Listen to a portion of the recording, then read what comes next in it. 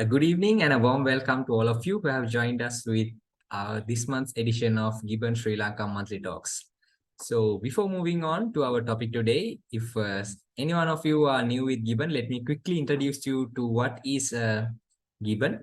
So GYBN, or the Global Youth Biodiversity Network, is the official youth representative of the Convention of Biological Diversity, and it is a global youth coalition of youth and youth organizations all around the world with a common motive of conserving global biodiversity. So as of now, GYBN is spread over 172 countries in the world with over 1.25 million members, all sharing the same common goal of conserving world biodiversity.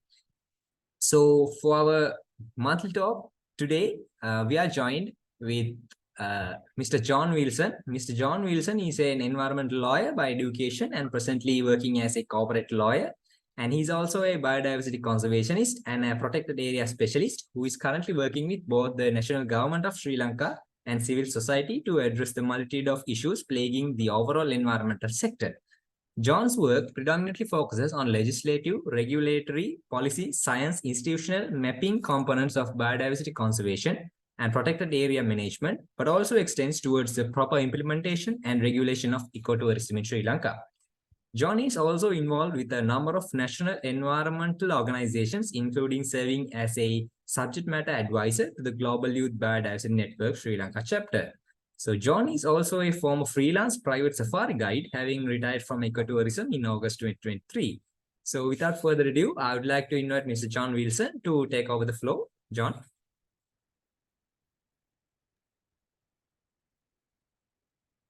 Okay. Can you hear me, Lasal? Yeah, clear. Okay, excellent. All right. So thank you very much to yourself, to Kavitra, and to the rest of the team, as well as everybody else who has joined in for today's little lecture session as such. So today we're going to do things, well, we're going to address something that's slightly less talked about in terms of overall biodiversity and protected areas, and that is protected areas themselves. So what they are, why are they important, and what are the institutional frameworks available in the Sri Lankan context to address protected areas. Now, one thing I will say before we get started, and before I start sharing my screen, is that for me, at least, of all the sub-thematics that you could group under the environment, whether they're sustainable energy, climate change, solid waste management, natural resource extraction, you name it.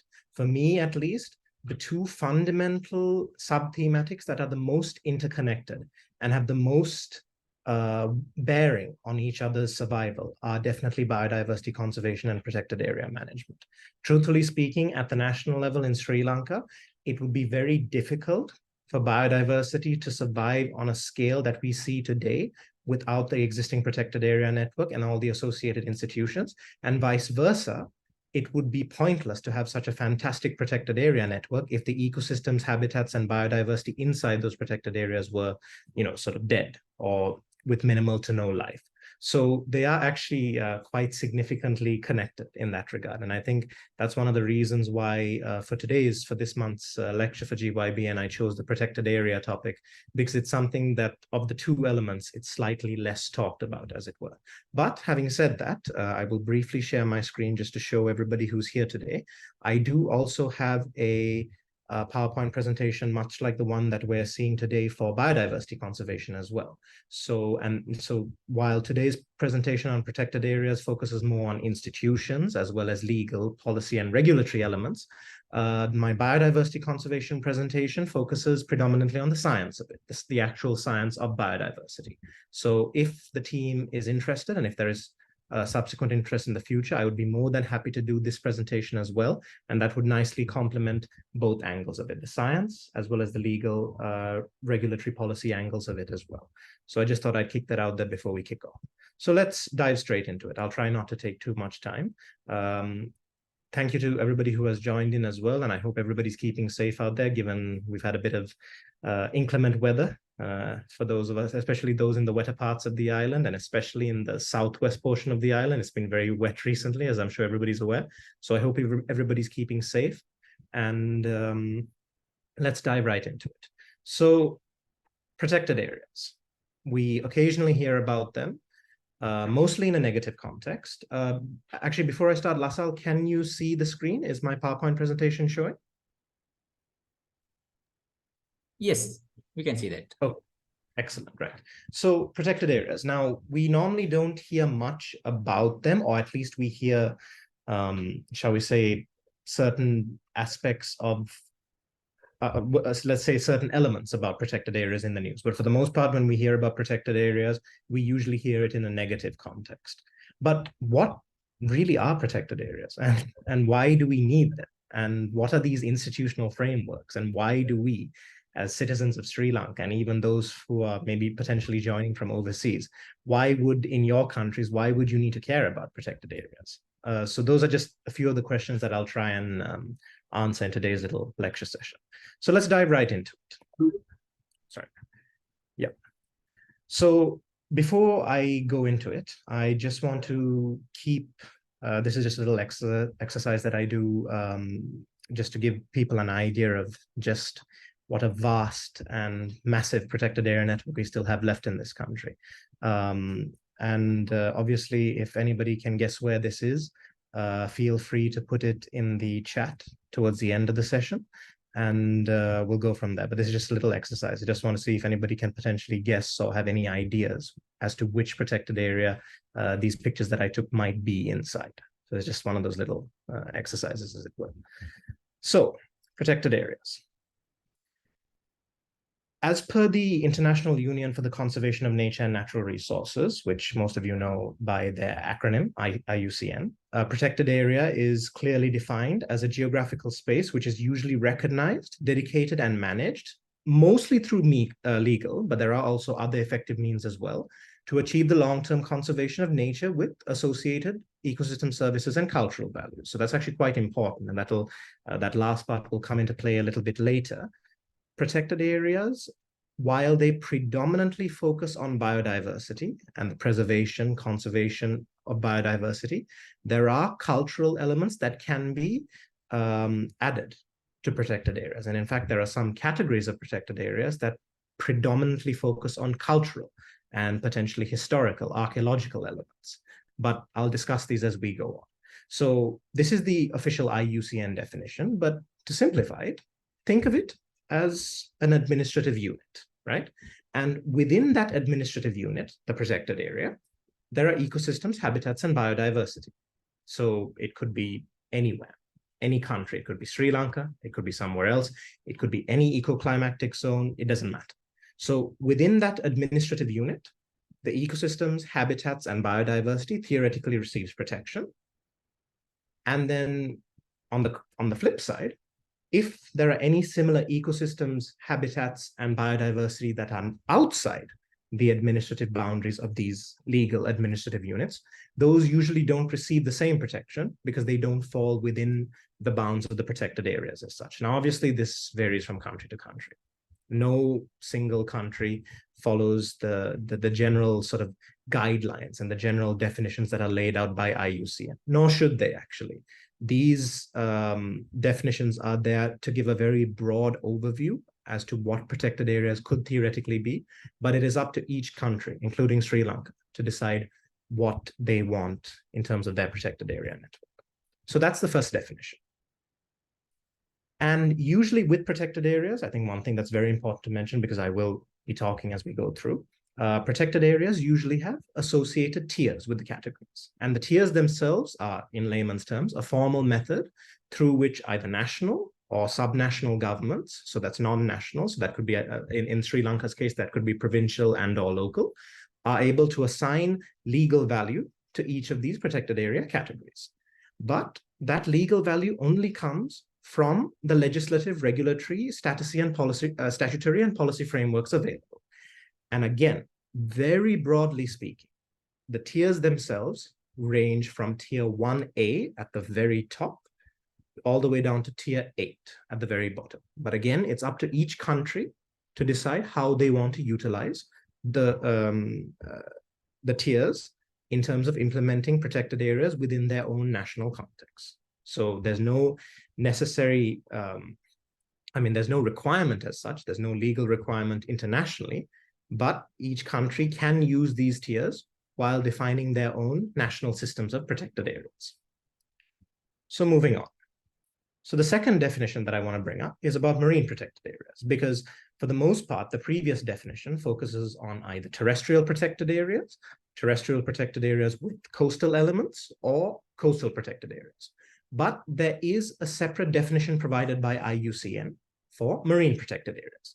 Now, for the most part, you'll notice that the first part of the definition is basically identical to the previous one. However, the second part is where, and as well as the third part as well, is where things differ.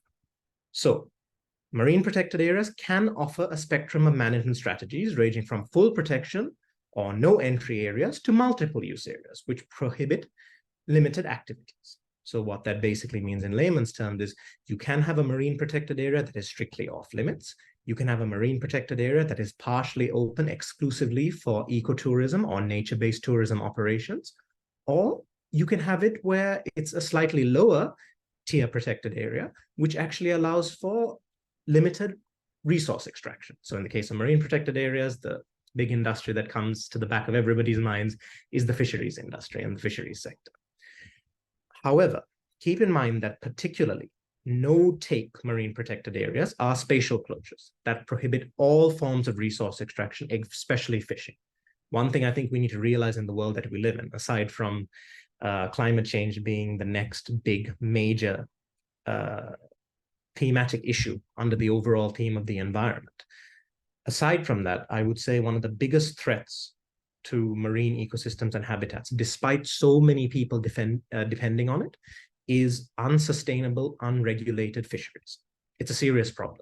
And even in Sri Lanka, we have seen how not just within the administrative boundaries of marine protected areas, but even ecosystems and habitats that do not receive legal protection by means of the protected area network have suffered immensely from unregulated, unsustainable, and uncontrollable fisheries activities. So in that sense, a balance needs to be achieved. You can have some areas that are no-take or completely off limits. You can have some areas where local communities can use ecotourism or nature-based tourism to sort of enhance their own livelihoods. And you can have some areas where you have sustainable resource extraction. But again, I'll go into that as we go on. Again, as it says here, limited take marine protected areas include those marine protected areas with mixed harvest or restricted harvest prohibition areas. So again, that's in relation to fishing. If you have certain marine protected areas that you know protect ecosystems and habitats, as well as populations of marine biodiversity that people depend on, how far are you willing to go to harvest that? How much harvesting will you allow? How far will you allow the harvesting to go on? Will you have breaks in between?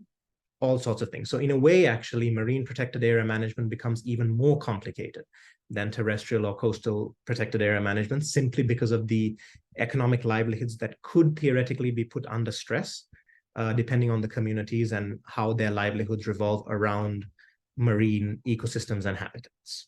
So that's the second definition. Then we have definition number 3, protected area buffer zones. Now, this is a tricky one because protected area buffer zones are often misunderstood and misinterpreted. Again, I'll delve into that in a very specific context in Sri Lanka later on. But the basic definition provided by IUCN, again, is that a protected area buffer zone is, broadly speaking, an area between core protected areas and the surrounding landscape or seascape, meaning that even marine protected areas can have buffer zones, which protects the network from potentially damaging external influences, and which are essentially transitional areas. So what that means is, again, you take the administrative unit, then you take basically a copy around it. And that usually comprises of some sort of wilderness or a mixed-use landscape, or it might just comprise of villages, or shall we say, rural settlements. That copy area, which is basically mirrors and surrounds the protected area itself, is the protected area buffer zone. And ideally, for a protected area buffer zone to work, it should be as untouched as possible, because very basically speaking, it provides a buffer between humanity and protected areas, simply. And finally, this definition is slightly more useful in a national context, specifically applicable to Sri Lanka. But the reason I put it out here as a definition is because the original concept for this definition was actually to provide limited protection in a very specific way to ecosystems and habitats outside the existing protected area network. But it ended up being something completely different, as is usually the case in Sri Lanka. But I'll just go ahead with this definition anyway. And that is about environmentally sensitive areas. So according to the National Policy on Environmentally Sensitive Areas, which to the best of my knowledge right now is still in the draft stage, an environmentally sensitive area is an area outside the protected areas that is vital for the long-term maintenance of biodiversity and its services, or the productivity of water, soil, and other natural resources to provide, very importantly, ecological, environmental, as well as economic and cultural benefits to the local communities it involves, as well as to the nation and global community as a whole. Now, again, there was a very specific reason why this environmentally sensitive areas concept came up, but the way it's being implemented means that environmentally sensitive areas have, for all intents and purposes, become yet another type of protected area. But again, I'll explain that as we go through. So, just to give you an idea of the institutional arrangements before we dive into it. For the most part, most of the national government entities, which you can see in the second column here, many of you who have joined today will recognize. Everybody knows the Department of Wildlife Conservation. Most of you know the Department of Forest Conservation. So both of those are presently under the political authority, mandate, and purview of the Cabinet Ministry of Wildlife and Forest Resources Conservation. Then you have the Central Environmental Authority, which is the principal regulator for the entire terrestrial sphere, except for obviously the Bayamba province, which I will explain in more detail, and has shared regulatory authority over the coastal zone of Sri Lanka, along with another regulatory authority, which is the Marine Environment Protection Authority. So the Central Environmental Authority, as you can see, comes under the purview of the Cabinet Ministry of Environment. Then, of course, you have the Biodiversity Secretariat. Now, one thing to keep in mind is that as of right now, the Biodiversity Secretariat is not a fully fledged national government entity. It's only partially fledged. It still occupies a very broad position as almost a direct division of the ministry, but it's become a little bit more since we don't have a unified front at the moment in terms of proper national government entities for biodiversity. Things are quite fragmented, as you can see here. So again, the Biodiversity Secretariat comes under the Cabinet Ministry of Environment. Then you have the Department of Fisheries and Aquatic Resources. That's quite an interesting one, so I'll delve into that later. That comes under the the Cabinet Ministry of Fisheries. Then we have the Coast Conservation and Coastal Resources Management Department and the Marine Environment Protection Authority, which I mentioned earlier. Those two actually don't fall directly under a cabinet ministry because they report first to a state ministerial office, namely the Office of the State Minister of Urban Development, specifically the one that handles coastal and marine. And that office reports directly to the Cabinet Ministry of Urban Development and Housing. And finally, we have the Department of Archaeology. Now, this comes into play in terms of the cultural and sort of archaeological components of protected areas, which again, I will dive into later. And the Department of Archaeology falls under the purview of the Ministry of Buddha Sasana, Religious and Cultural Affairs. And then, so that's the national level. We do also have a little bit from the provincial level as well.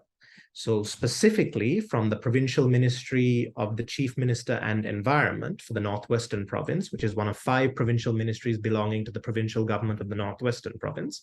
Under that, you have the Provincial Environmental Authority of the Northwestern Province. Now, leaving aside all the constitutional complications that come with this, to put it very simply, the Provincial Environmental Authority of the Northwestern Province has purview as the principal regulator for that province only of all environmental matters in the Northwestern or Wayamba province. How does the Provincial Environmental Authority play into protected areas? I'll get into that later. But just be aware that because the Provincial Environmental Authority exists, very simply, the Central Environmental Authority has no constitutional mandate anymore to act as the primary regulator in the Northwestern Province. That role has now been taken over by the Provincial Environmental Authority. Good thing is, for now, to avoid complications, the Northwestern Province is the only province with this situation. No other province has that situation. But I do just need to explain that, simply so you get a better understanding as we go through.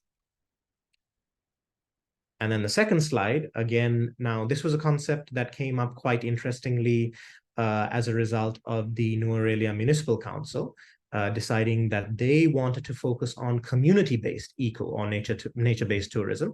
And they came up with a very interesting concept, which brought them, the only local government authority in the country, into protected areas as well. But again, I'll explain that as we go through. So as per the Constitution of the Republic, again, without making it too complicated, broadly speaking, the Nuwara Municipal Council falls under the Provincial Ministry of the Chief Minister, Provincial Administration and Local Government of the Central Province. So in layman's terms, the provincial government of the Central Province.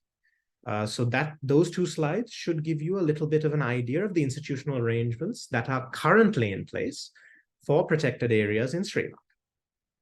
So on we go. So the Department of Wildlife Conservation. Everybody knows them, or I would say most people are aware of them at least. And for the most part, they are recognized because of specific protected areas, again, which I'll get into when we go through their protected areas. But let's get a bit of an understanding about their institutional history and their background. So who are the Department of Wildlife Conservation? So they were originally established in October 1949, so that's 74 years ago, as the Wildlife Department. Subsequent to that,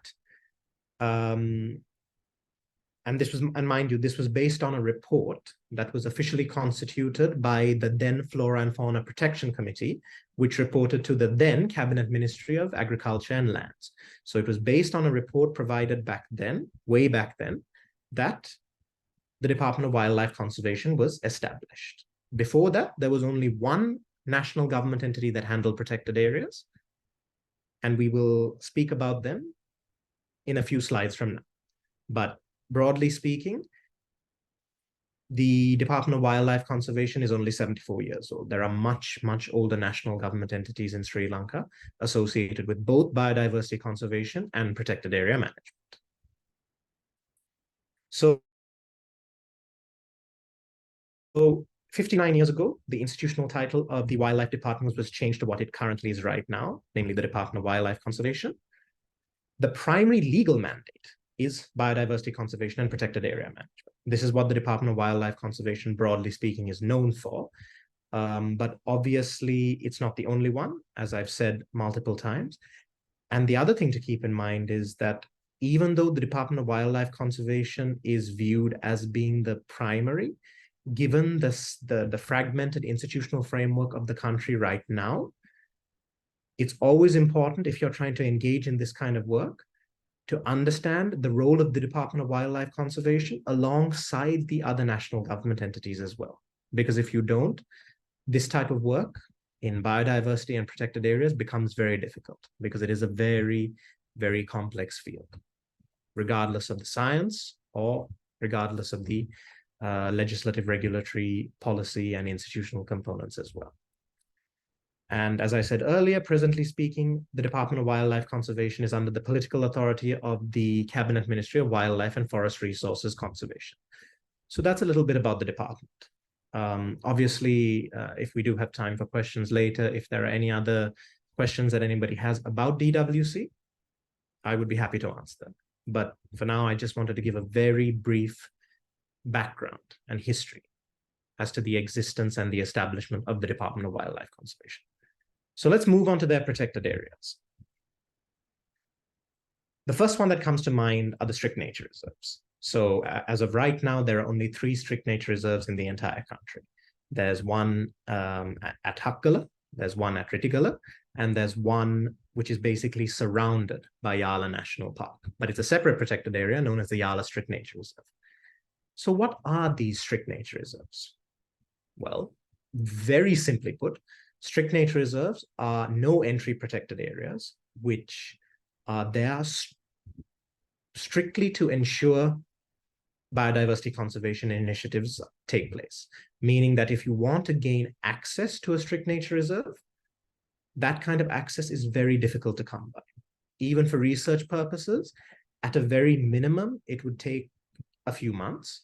And even if you were to enter a strict nature reserve with a license and a research permit from the Department of Wildlife Conservation, you would most likely be accompanied by 1, if not more, wildlife officers, because the whole point is that they are kept off limits for the purposes of ensuring biodiversity conservation.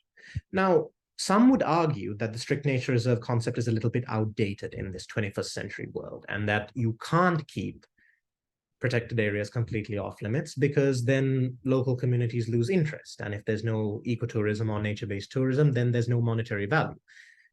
I would argue this: countries that have significant protected area networks should do as much as possible to open as many protected areas up for eco or nature-based tourism in order to ensure that local communities are benefited.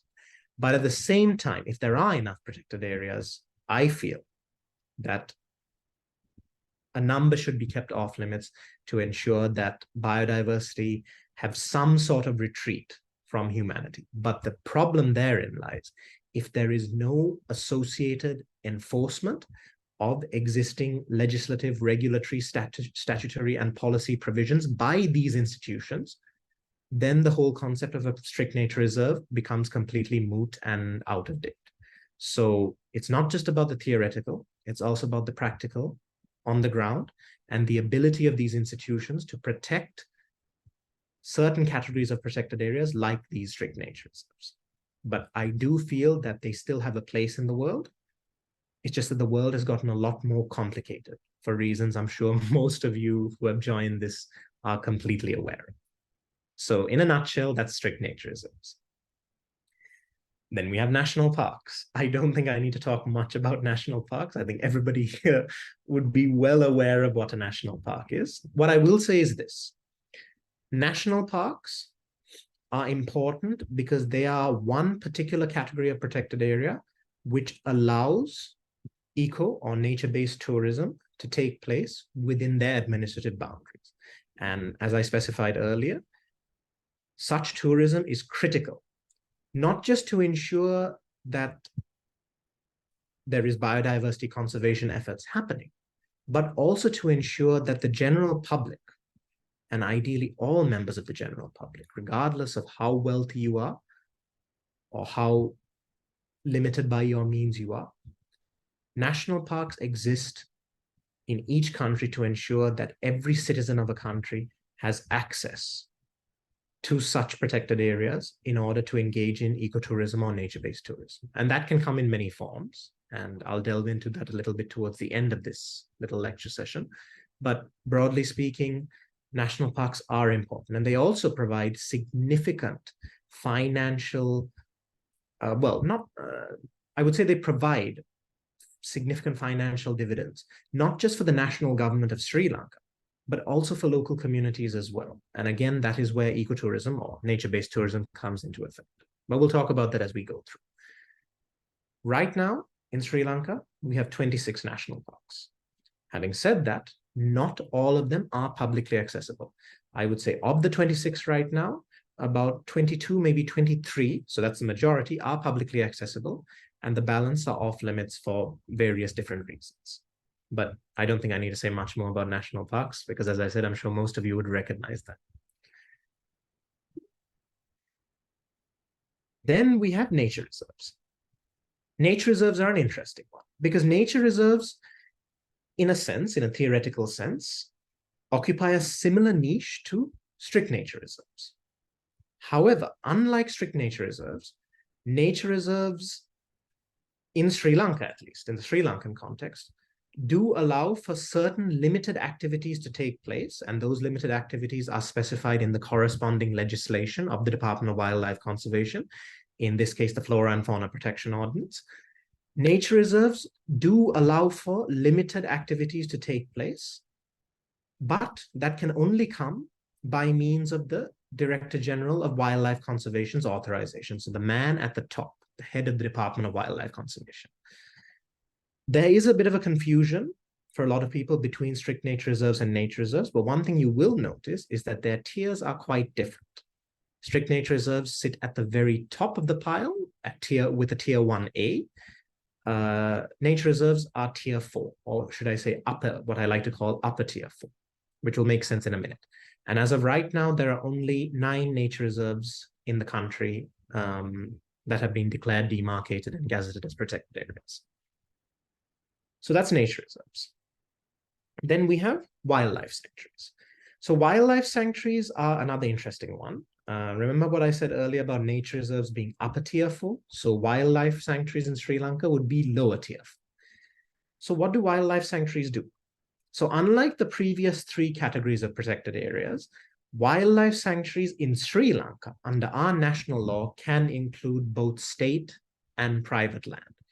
And originally, when wildlife sanctuaries were conceived or formulated as a potential category of protected area, the idea was for protected areas to be constituted in parts of the country where the national government knew that they couldn't have 100% state control over such lands, such wilderness lands.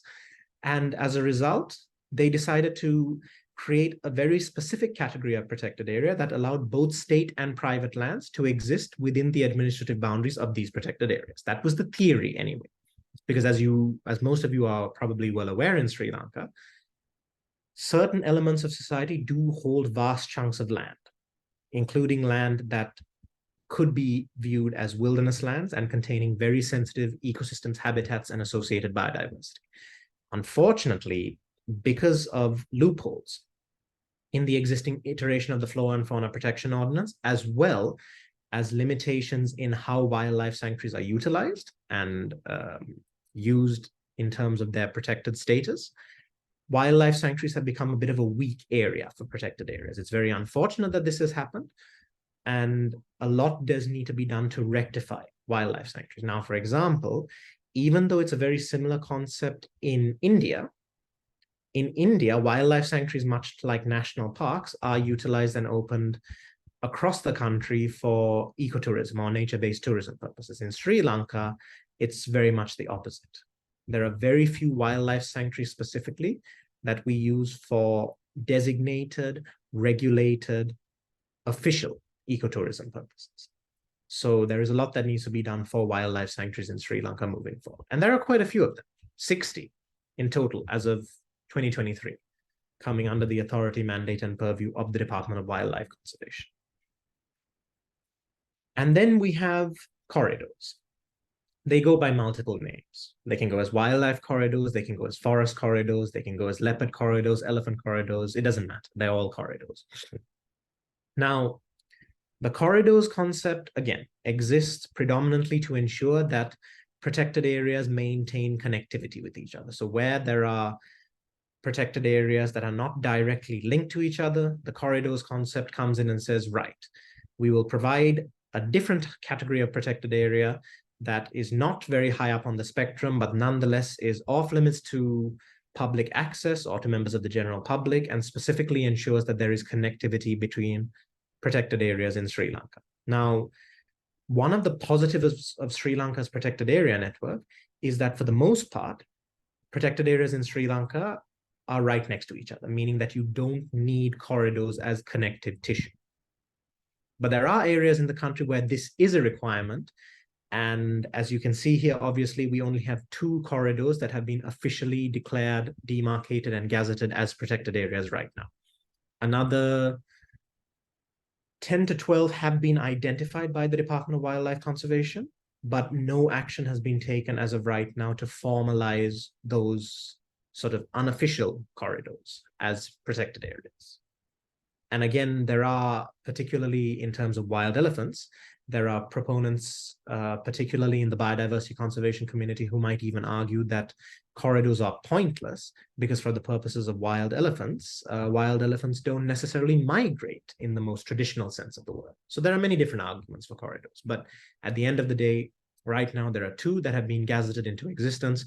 One is the Minneria Caudula Wild Elephant Corridor, which sits right in the middle of, or right in between Minneria Caudula and directly south of the Hurulu Ecological Park, which is under the Department of Forest Conservation. And then the second one, which very few people are aware of, is the Nelugala Forest Corridor, which directly provides connecting tissue between Galloya Valley National Park to the north, to the south, and Madroy National Park to the north.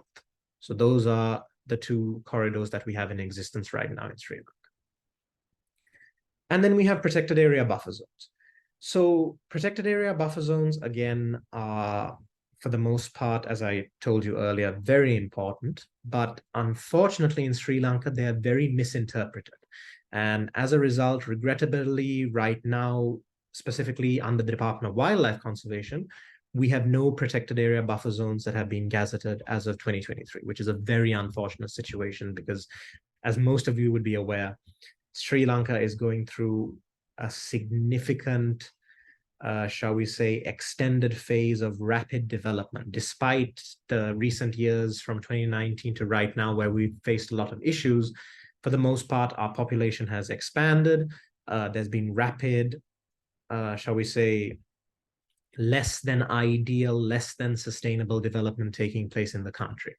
And as a result, there is a lot of pressure on the protected area network in order to facilitate that rapid expansion of humanity, as it were.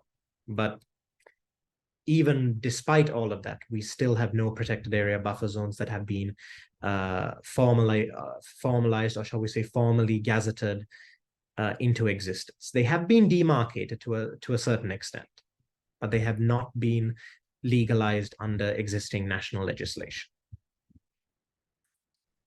And finally, we have managed elephant reserves. Now, this was an interesting concept that actually came about as a result of the number of wild elephants in the country. And again, this links back to what I would normally talk about in my biodiversity conservation presentation.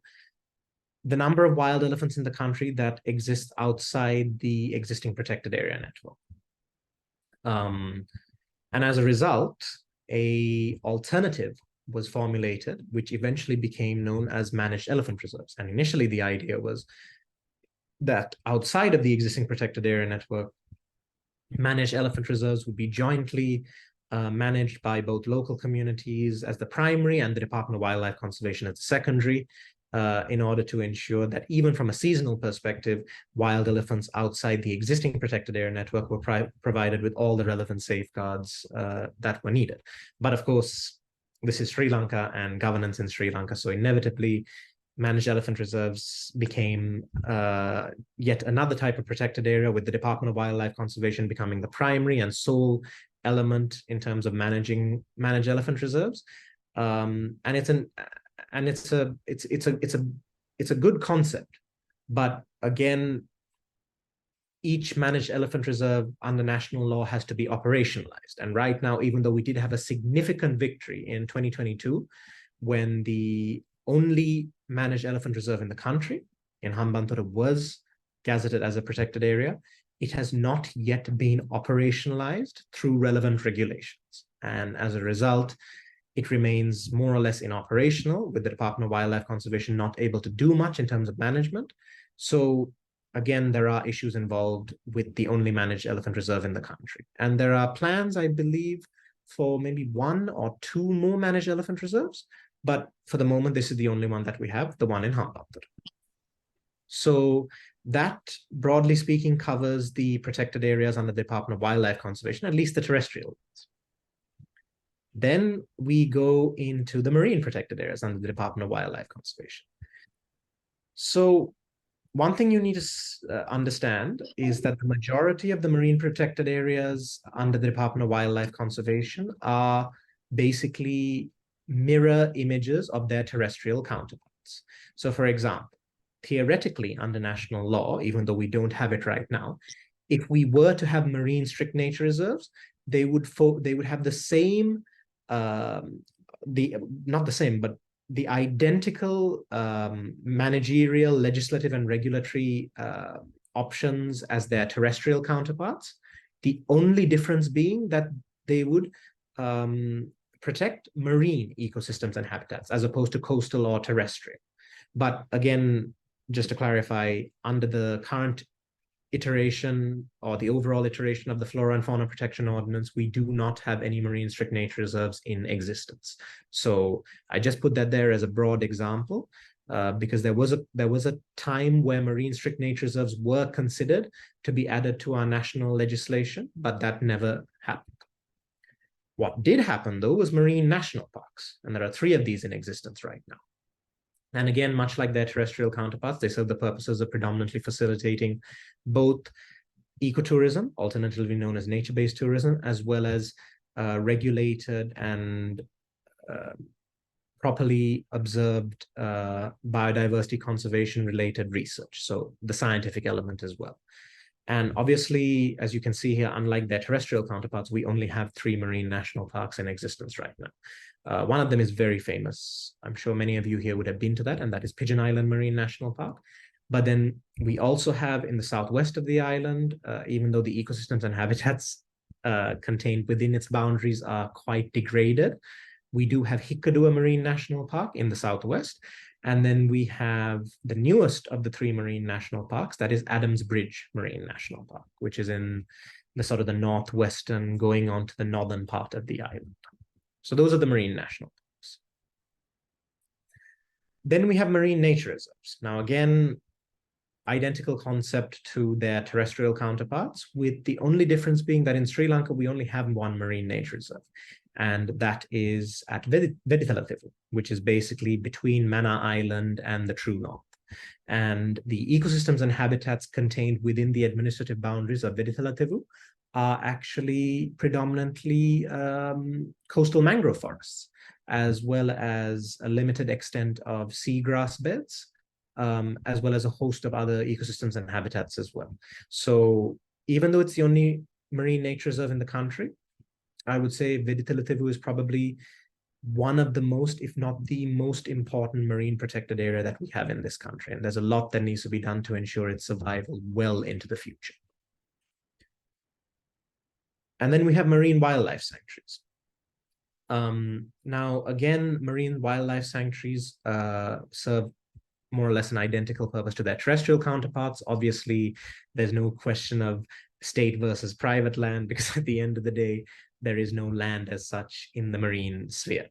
But one thing I will say about marine wildlife sanctuaries that is a positive is that marine wildlife sanctuaries in Sri Lanka are being utilized for eco or nature-based tourism purposes. And one example of this, just off the coast of Kalpitiya, would be the ecosystems and habitats contained within the Bar Reef Marine Wildlife Sanctuary.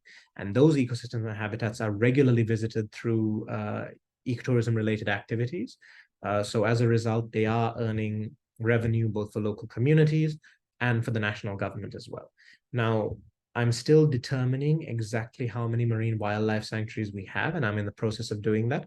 But loosely speaking, we have about 10 to 12 marine wildlife sanctuaries in the country right now.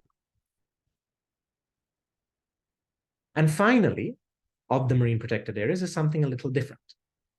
sea mammal observation zones, or should I say proposed sea mammal observation zones. Why do I say that? Well, sea mammal observation zones right now don't actually exist within national legislation. So in this case, the Flora and Fauna Protection Ordinance, but they do exist by means of regulations that have been formulated under the Flora and Fauna Protection Ordinance. So they still have some sort of regulatory framework applicable to them that allows their existence to be in place. Now, sea mammal observation zones are very different and a very interesting concept, because for all intents and purposes, as per their name, they allow for ecotourism or nature-based tourism with the intent of observing cetaceans, that's whales and dolphins, as well as other large examples of marine biodiversity that might be found within their administrative boundaries.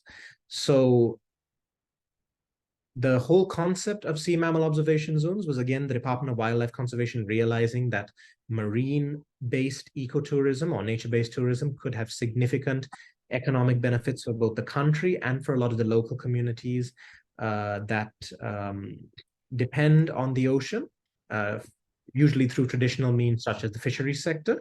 So as a result, sea mammal observation zones were conceptualized in order to provide that.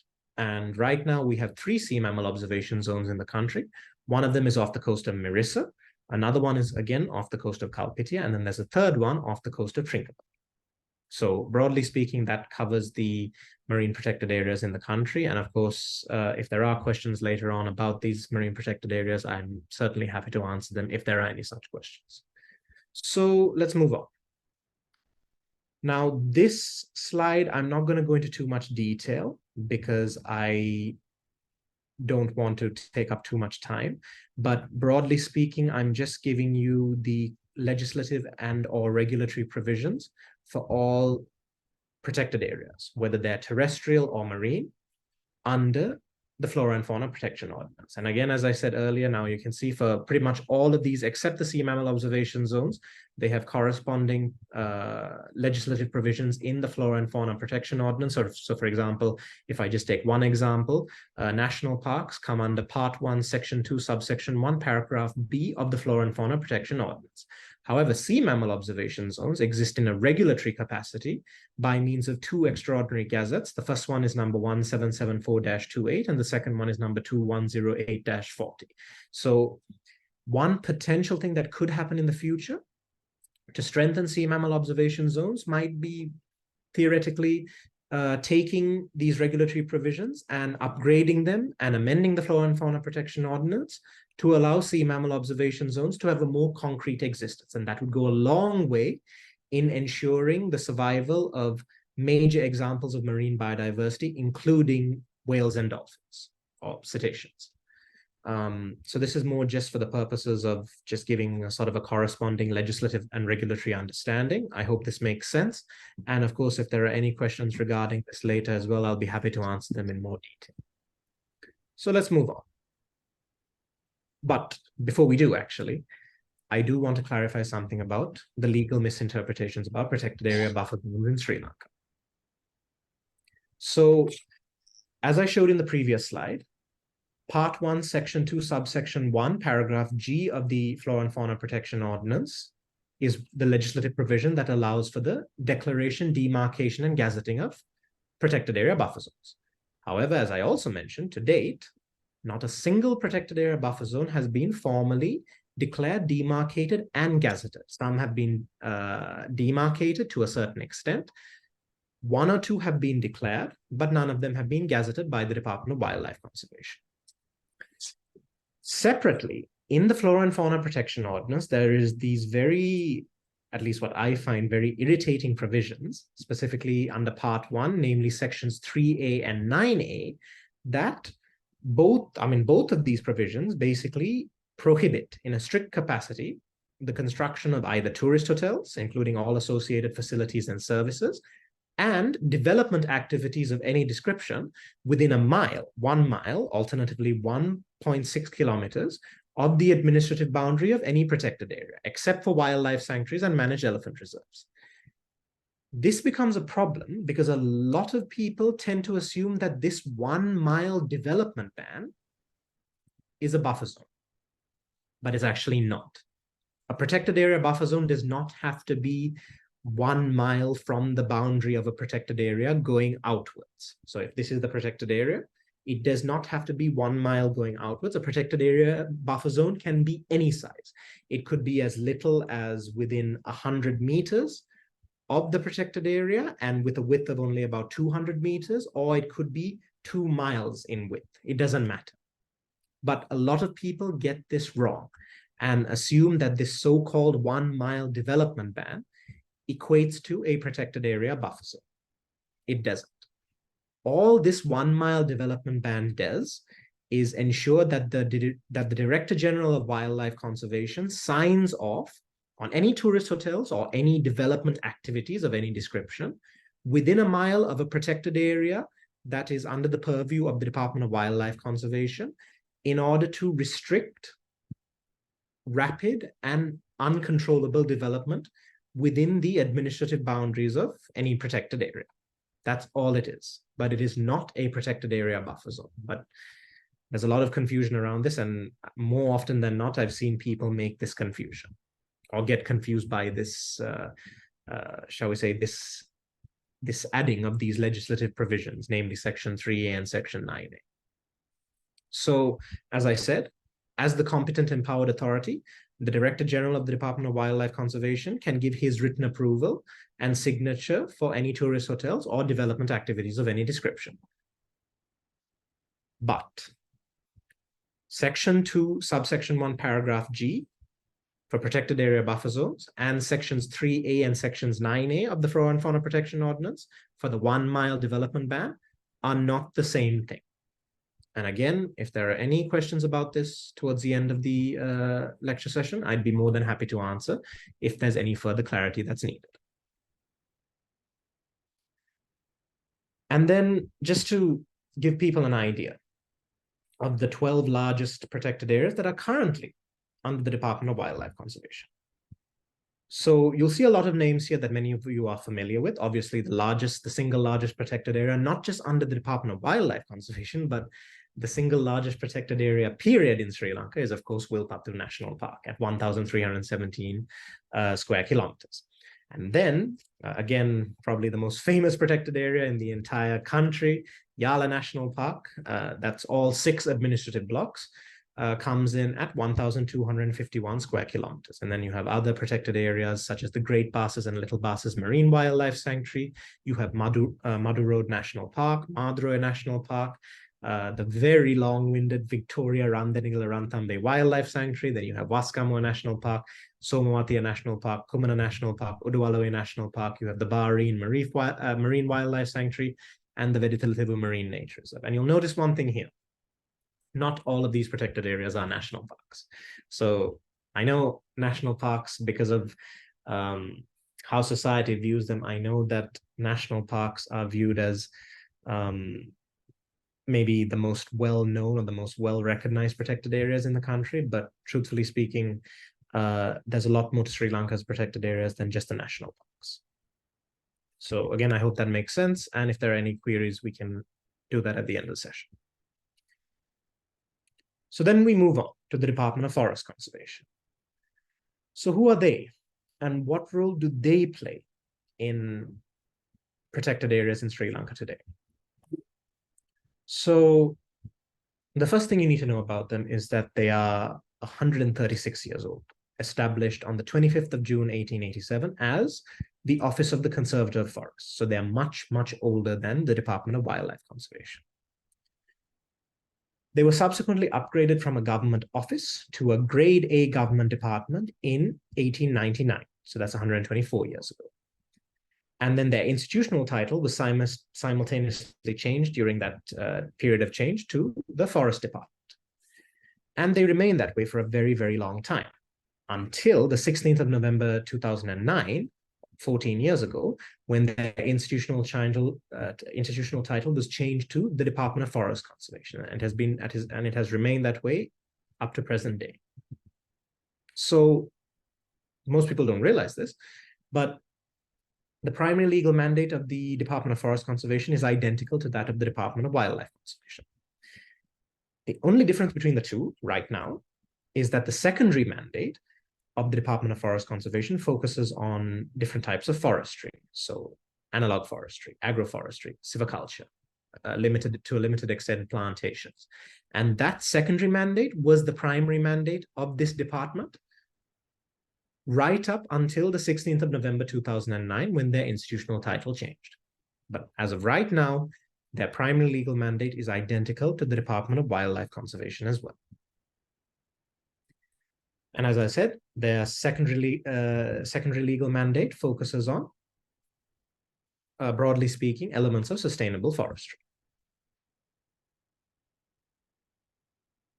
And again, just like the Department of Wildlife Conservation, the Department of Forest Conservation is presently under the political authority mandate and purview of the Cabinet Ministry of Wildlife and Forest Resources Conservation. So what protected areas come under the Department of Forest Conservation, you must be asking? So the first one is National Heritage Wilderness Areas. Now, these are what I like to call special circumstance protected areas, because National Heritage Wilderness Areas are basically, think of it as an exclusive club for protected areas that are of serious, or shall we say, contribute seriously to the national ecological heritage of the island. And as a result, the original intent of the National Heritage Wilderness Areas was to identify such protected areas and basically provide them with an extra layer of national protection. So you take an existing protected area, and then you give it the National Heritage Wilderness Areas designation, and then its sort of tier ranking automatically gets elevated to a much higher level. And that was the original intent of the National Heritage Wilderness Areas designation. But as you can see here, only one protected area was ever given that. It was an existing protected area that many of you know very well, namely the Singaraja Forest Reserve. So the Singaraja Forest Reserve exists as a forest reserve, as a protected area, but separately, it also goes as the Singaraja National Heritage Wilderness Area to give it that elevated level of understanding as to just how unique and how ecologically important it is to Sri Lanka's biodiversity overall. And then you also have national man and biosphere reserves, again, more or less special circumstance. So basically, you take an existing protected area. This is how the concept works. You take an existing protected area, you give it the national man and biosphere reserve concept, and then as a result, limited to a very limited and possibly or hopefully sustainable extent, local communities are allowed to extract resources from the peripheries of these protected areas in order to augment or bolster their livelihoods. Now, again, very special circumstance. And as of right now, only 25 existing protected areas on the island under the Department of Forest Conservation have been granted this National Man and Biosphere Reserve status. And then we get to the baseline protected areas under the Department of Forest Conservation. So the first one is, of course, conservation forests. So conservation forests are an interesting one because, broadly speaking, they occupy an equivalent to strict nature reserves under the Department of Wildlife Conservation. The difference is because the Forest Conservation Ordinance, the associated legislation by which the Department of Forest Conservation functions, is slightly different from the Flora and Fauna Protection Ordinance, even though they have the same tier as strict nature reserves. On the recommendation, approval, and signature of the Conservator General of Forests, who is the top man or the head man at the Department of Forest Conservation, conservation forests can be open for certain specified purposes. And of course, the best case example of this would be ecotourism or nature-based tourism. And that is the same reason why a very well-known conservation forest on this island is publicly accessible for eco or nature-based tourism activities. Many of you would have heard of it, the Knuckles Conservation Forest, which is spread across the Kandy and Martale administrative districts. So that's, very briefly speaking, the conservation forest concept. And as of right now on the island, there are 200 plus conservation forests right across the island. And possibly more than 250, but I'm still in the process of determining exactly how many there are, because there are quite a few right across the island. And then we have reserved forests. So as you'll notice, reserved forests occupy a very unique place because they're the only protected areas in Sri Lanka with tier 1B status. So what does that mean? That basically means that they sit in between national parks, which are tier 2, so below tier 1B, and then tier 1A, which basically includes conservation forests, strict nature reserves, and national heritage wilderness areas as well. So reserve forests, again, are for the most part strictly off limits. And interestingly, unlike conservation forests, there are no legislative provisions in the Forest Conservation Ordinance that directly allow for reserved forests to be open for public access and for utilization by members of the general public, regardless of whether it's for ecotourism or other such, shall we say, either economic or non-economic based activities. And right across the island, reserve forests are definitely the protected area category with the most number of them found across the island, as there are over 800 plus reserve forests of different sizes, containing a variety of different ecosystems, habitats, vegetation types, and biodiversity. But they are found right across the island, and there are over 800, potentially over 900 of them on this island, just to give you an idea. But again, as I said, different sizes. Some could be as small as 10 square kilometers, and there are some reserve forests that are bigger than most of the national parks on the island. For example, in the eastern province of Sri Lanka, in the Ampara administrative district, there is a reserve forest known as the Bakmitiawa Tibirigola Reserve Forest, and that is 474 square kilometers. So that's bigger than most of the national parks on the island. But then reserve forests and forest reserves share a very, very similar, shall we say, level of existence. The only difference being forest reserves allow for certain activities to take place within their administrative boundaries. And this is where the relationship can get a little bit confusing. So anytime the Conservator General of Forests decides that a reserve forest should be opened up to members of the general public for the purposes of ecotourism, from a procedural, not a legal, but a procedural standpoint, the chosen reserve forest is automatically downgraded to forest reserve status and subsequently opened up for any variety of activities. So in this case, I'm talking about, if we're talking about eco or nature-based tourism, the best example of this could be either the Singaraja Forest Reserve or even the Kanneliya Forest Reserve. Both were declared, demarcated, and gazetted as reserve forests, but they were procedurally downgraded for the purposes of facilitating eco or nature-based tourism activities within the administrative boundaries of these two reserve forests. So as a result, they were downgraded procedurally to forest reserve status and subsequently opened up to the general public. That is where the relationship exists between reserve forests and forest reserves, and that is where the confusion sometimes lies. But it's important to clarify that just to understand the protected areas under the Department of Forest Conservation. And as of right now, even though I haven't given a figure, I would say that there are no more than 15 forest reserves in the country, all of which would theoretically be opened up for the purposes of eco or nature-based tourism or other either sustainable and or economic related activities that don't harm the ecosystems and habitats contained within these forest reserves. And then we have ecological or eco-parks. Now, this is a slightly newer concept. It only came about in 2008, 2000. Well, actually, no, it came about before that. It came about in about 2005, 2006. And prior to that, procedurally downgrading a reserve forest to forest reserve status was the only way for the Department of Forest Conservation to join or get involved in the eco or nature-based tourism game as such. And then the ecological or eco-parks concept was developed. Now, again, this is not necessarily a legal concept. This is a procedural concept.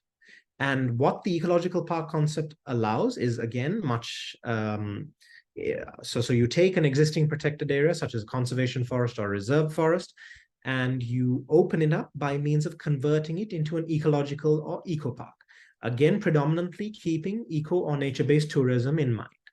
Now, obviously, as you can see here, only 3 ecological parks were ever declared, demarcated, and opened up for public access. Now, The most well-known of these three is also the oldest one, actually, and that is the Hurulu Ecological Park. And I'm sure many of you here would have either heard about it or maybe even gone on a vehicular safari inside the Hurulu Ecological Park, because for the Hurulu Ecological Park, outside of the months of the Great Elephant Gathering of Asia, the Hurulu Ecological Park is where a lot of visitors, both local and overseas, so both domestic and international, come to Sri Lanka for the purposes of going on a vehicular safari and observing wild elephants in Sri Lanka. But aside from Hurulu, there are two other ecological parks. There is one at Galvila, which is directly south and contiguous with Wilpattu National Park. And there's another one, the Habarana Galloya Ecological Park, not to be confused with Galloya Valley National Park, which is situated basically smack bang in the middle of Minneria National Park, Kaudula National Park, and the Hurulu Ecological Park as well. So that's the ecological parks concept. It's a relatively new concept, and I think for the most part, it's still being tested. It's not been fully comprehended or understood yet for what it could potentially be. But there are more ecological parks that are potentially being considered for declaration, demarcation, and public accessibility as well. So that's the ecological parks concept. And again, I can clarify this more if anybody needs later on or during the question period. And then we have village forests.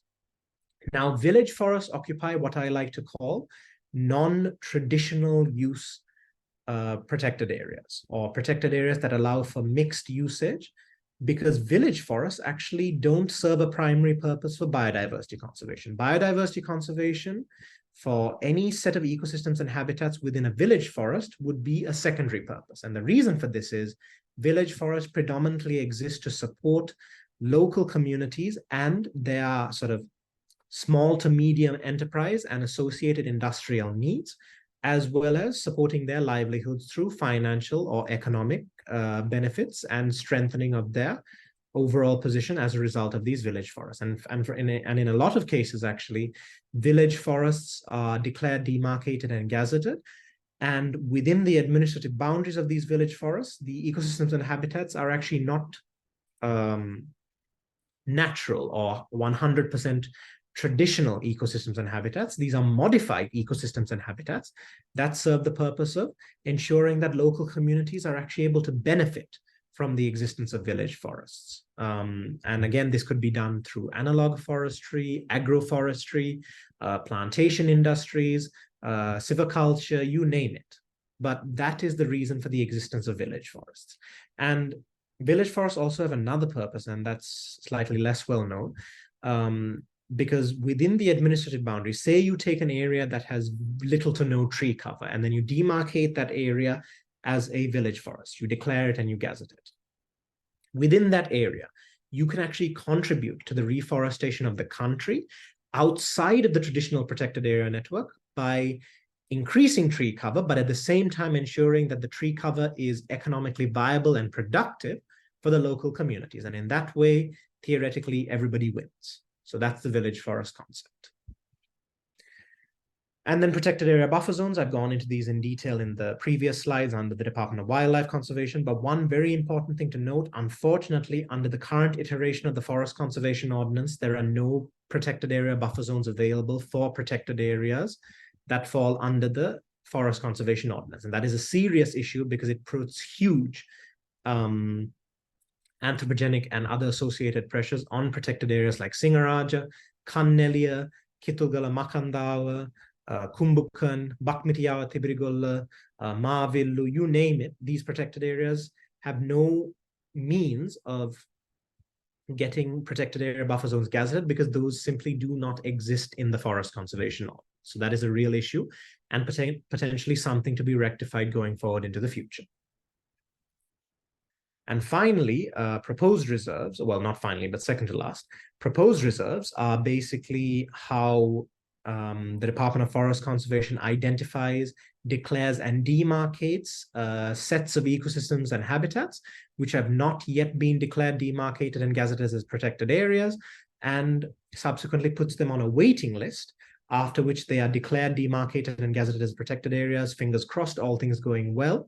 But until that happens, they remain as proposed reserves. So they receive limited legal protection.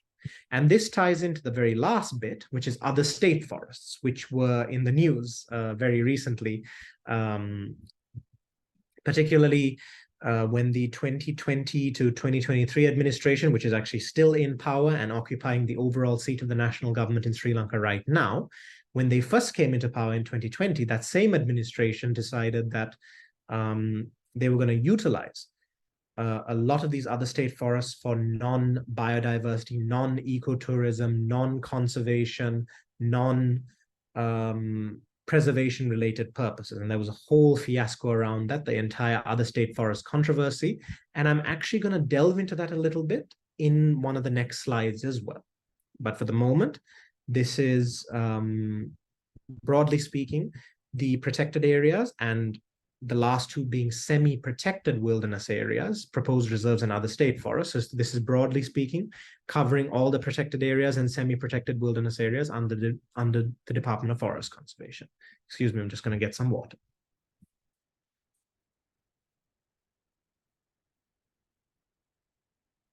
All right. So the Department of Forest Conservation, as I mentioned, has all of these areas. So moving on. What are the corresponding legislative provisions? Now, I'll just leave this again, just so that everybody has an idea of how it works. But broadly speaking, as you can see here, as I mentioned earlier, particularly for forest reserves, reserve forests and forest reserves share the same chapter in the Forest Conservation Ordinance, but forest reserves are basically a procedural downgrade of reserve forests. And then, of course, you have village forests, conservation forests. This is where we have this confusion regarding other state forests in Sri Lanka. So the idea was, when the incumbent administration decided to do this, was that their justification was that there are no legislative provisions in existence to protect either proposed reserves that are in the process of being declared, demarcated, and gazetted, or identified other state forests that have not been considered for protected area status as of yet. But that is actually an incorrect interpretation of it, because actually speaking, the only way that this could happen is if you remove Chapter 4, Section 20, which you can see here for both proposed reserves and other state forests. If you remove that from the Forest Conservation Ordinance, then you can justify that line of thinking. But that has never happened. And even today, Section 20 of the Forest Conservation Ordinance still exists in our national legislation within the Forest Conservation Ordinance itself. So as a result, I'm not going to go into too much of this, but as you can see here, I've listed out 5 or 6 illegal government circulars that were constituted in order to, quote unquote, manage and utilize other state forests. From an interpretation standpoint and from a legal standpoint, all of these government circulars should be considered illegal because they are a direct violation of Section 20 of the Forest Conservation Ordinance, as well as all associated rules and regulations that were formulated under Section 20.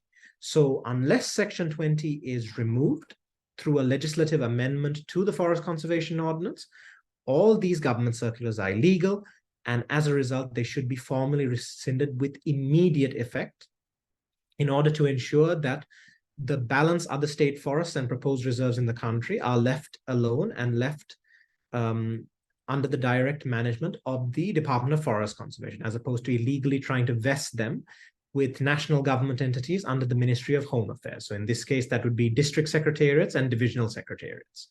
And then the flip side of this is that another thing that could be done is ensuring that as many proposed reserves and other state forests are declared, demarcated, and gazetted as quickly as possible in order to ensure that there are no wilderness areas left that exist in a semi-protected state.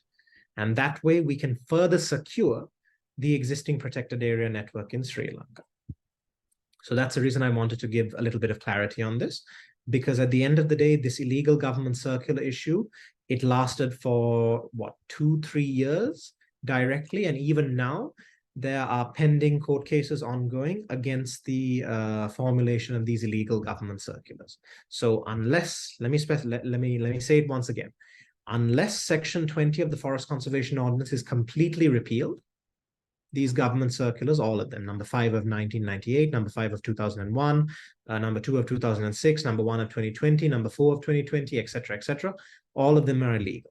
Now, one thing I will say is that the older ones, 1998, 2001, 2006, those were formulated at a time when Section 20 of the Forest Conservation Ordinance didn't exist.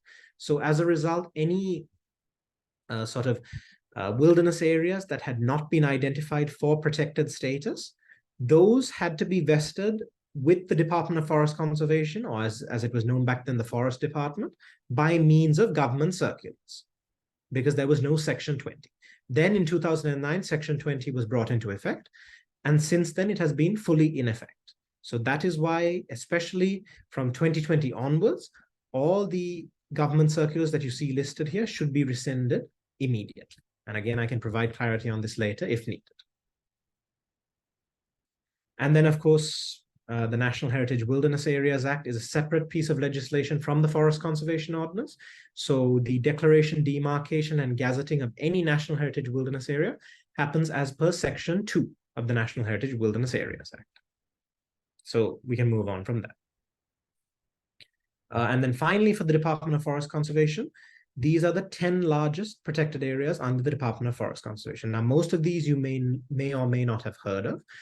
One thing to note for sure is that many of you know of both the Singaraja Forest Reserve and the Knuckles Conservation Forest, and they are amongst the top 10 largest in terms of sheer square kilometerage, the top 10 largest protected areas in the country.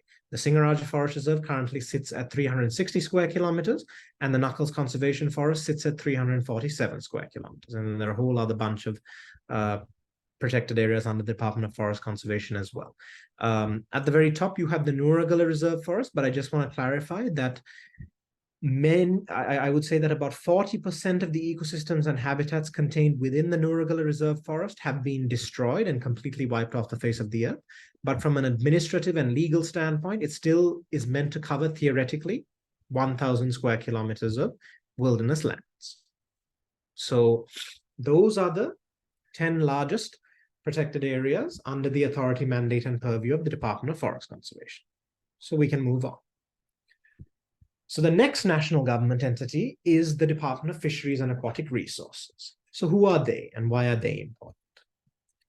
So they were originally established on the 1st of June, 1941, about 82 years ago, and they were established as the Fisheries Advisory Board.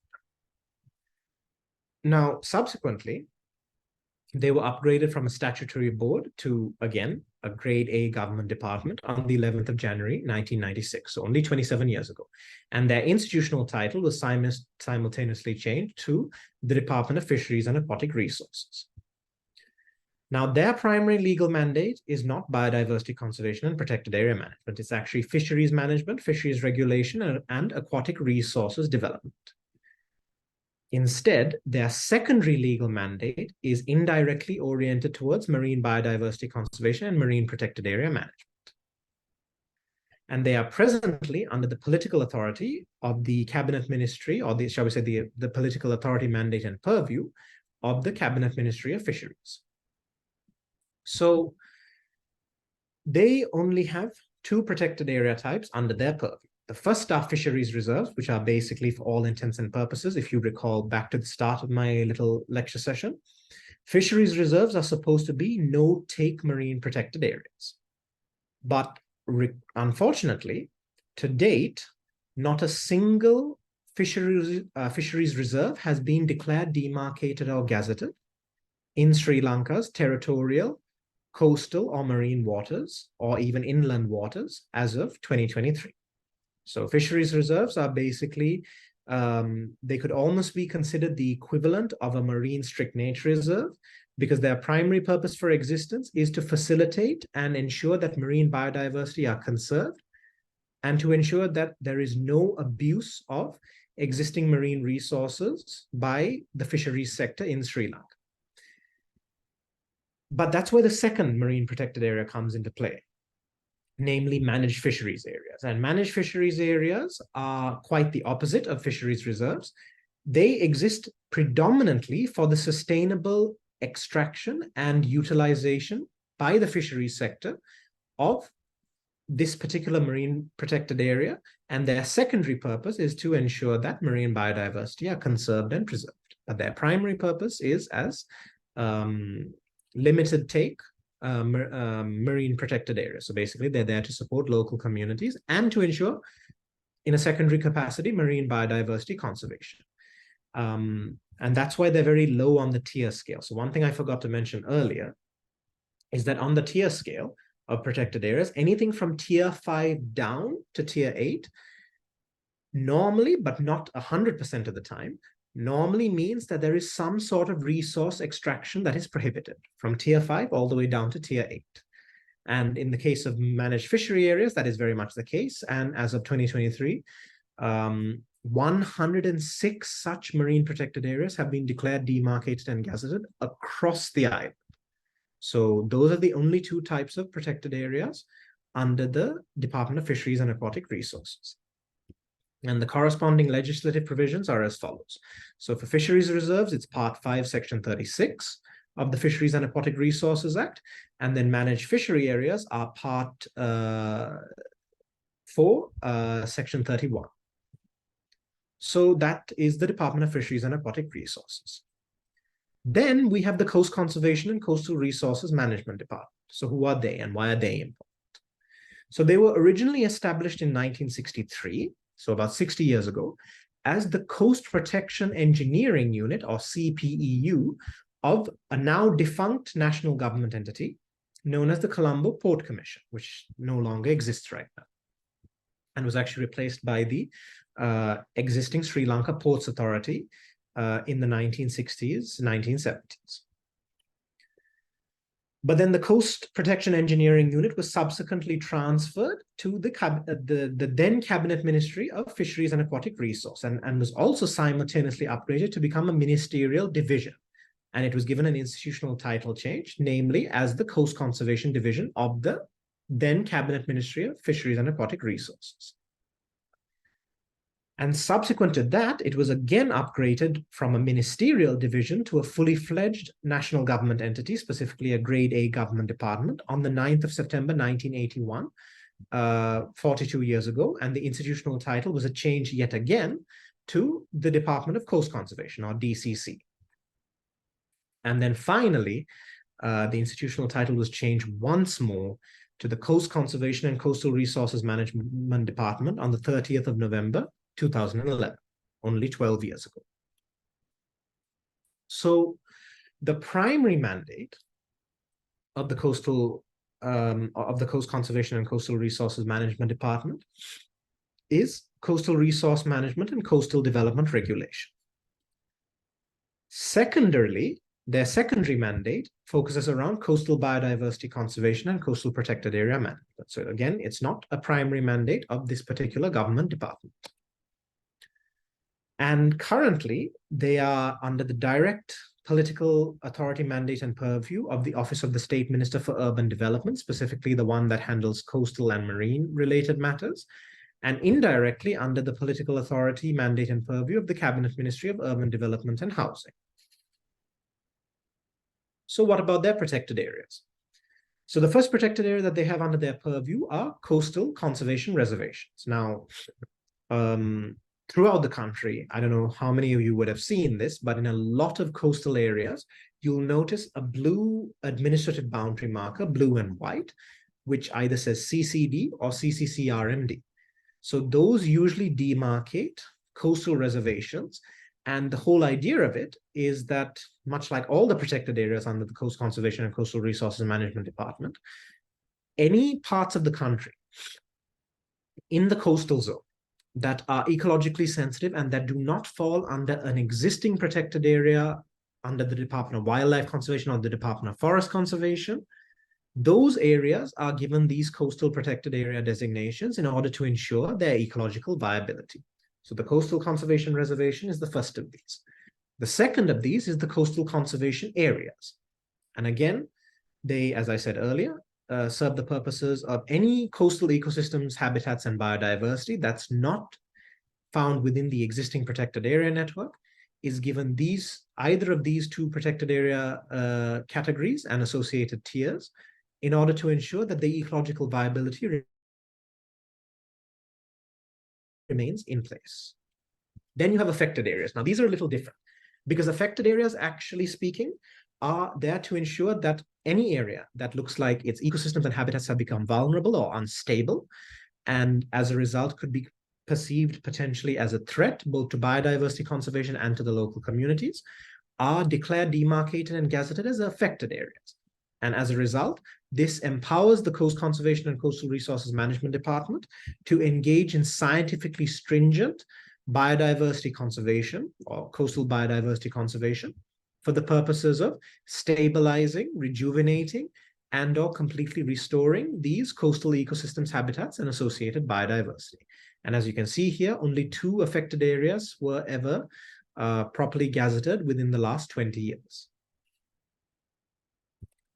So then you have beach parks after that. Now, beach parks are an interesting one because beach parks basically exist in order to ensure that ecotourism takes place within, again, ecosystems and habitats in the coastal zone that are of particular sensitive nature or particularly sensitive, but have been recognized for the purposes of providing not just eco or nature-based tourism, but facilitating general tourism in the coastal zone.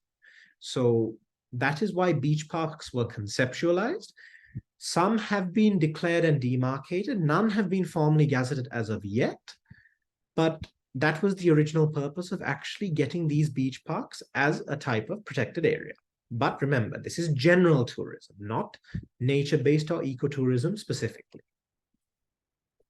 And special area management sites are, again, within the context of the coastal zone, any areas that look like they need exceptional scientific intervention for the purposes of managing the ecosystems and habitats, those areas are taken, they are gazetted, declared, demarcated, and gazetted, put into an administrative unit. And those such units, those administrative units, are these special area management sites. As of right now, there are no active special area management sites within the coastal zone, but that does not mean that the Coast Conservation and Coastal Resources Management Department will not utilize these in the future. There's a very strong chance that they will. So broadly speaking, those are the protected areas under the Coast Conservation and Coastal Resources Management Department. And then the corresponding legislative provisions, again, I won't go into this too much, just to give you a very brief idea, but as you can see here, coast conservation reservations themselves are Part 2, Section 12 of the Coast Conservation and Coastal Resources Management Act. Coastal conservation areas are Part 3B, Section 22D. Affected areas are Part 3A, Section 22B.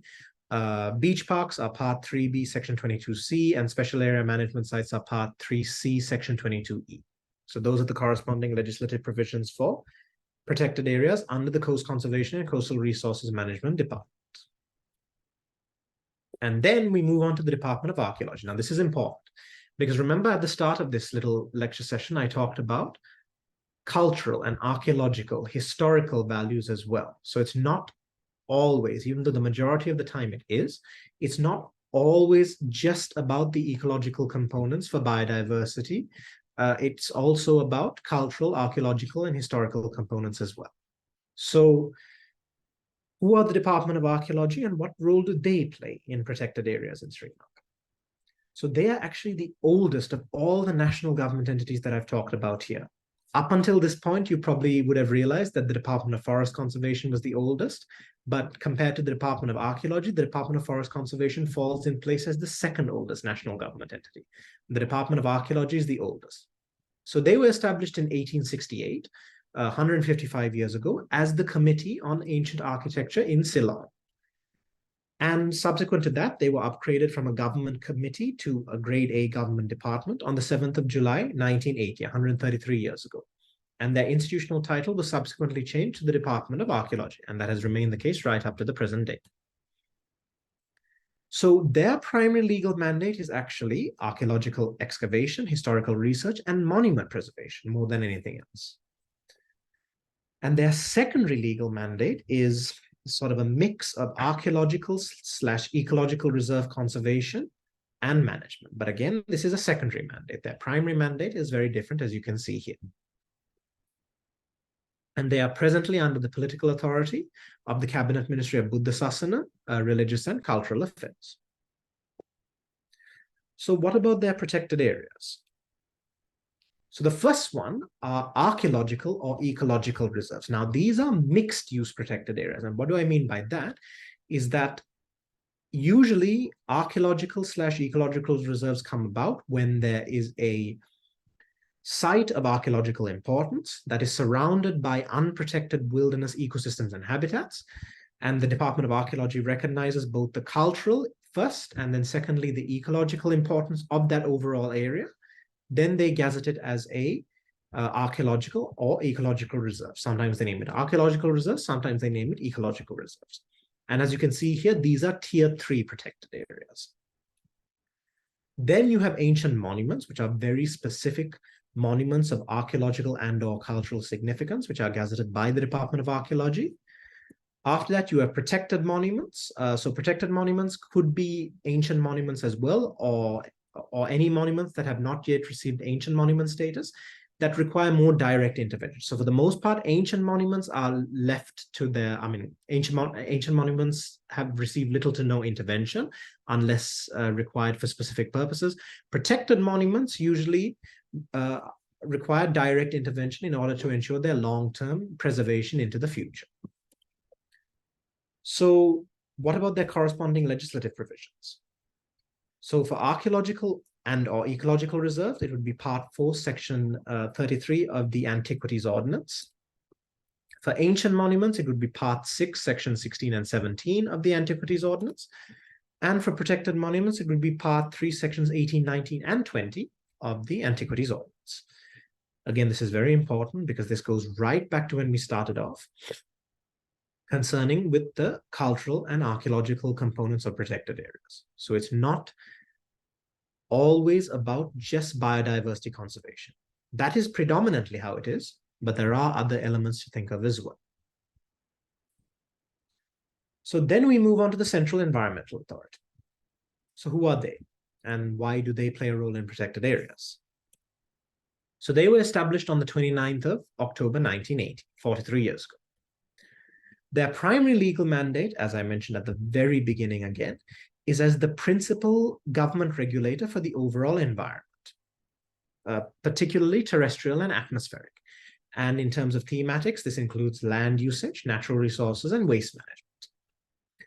The only exception to this, as I mentioned at the start of my presentation, in terms of the overall environment, is the overall environment in the administrative boundaries of the Northwestern Province. And their secondary legal mandate is joint shared responsibility of the coastal zone as the regulator, together with the Marine Environment Protection Authority, who I will talk about later, and protected area management. So again, for the Central Environmental Authority, protected area management is only a secondary mandate, legal mandate. And presently, the Central Environmental Authority is under the political authority mandate and purview of the Cabinet Ministry of Environment.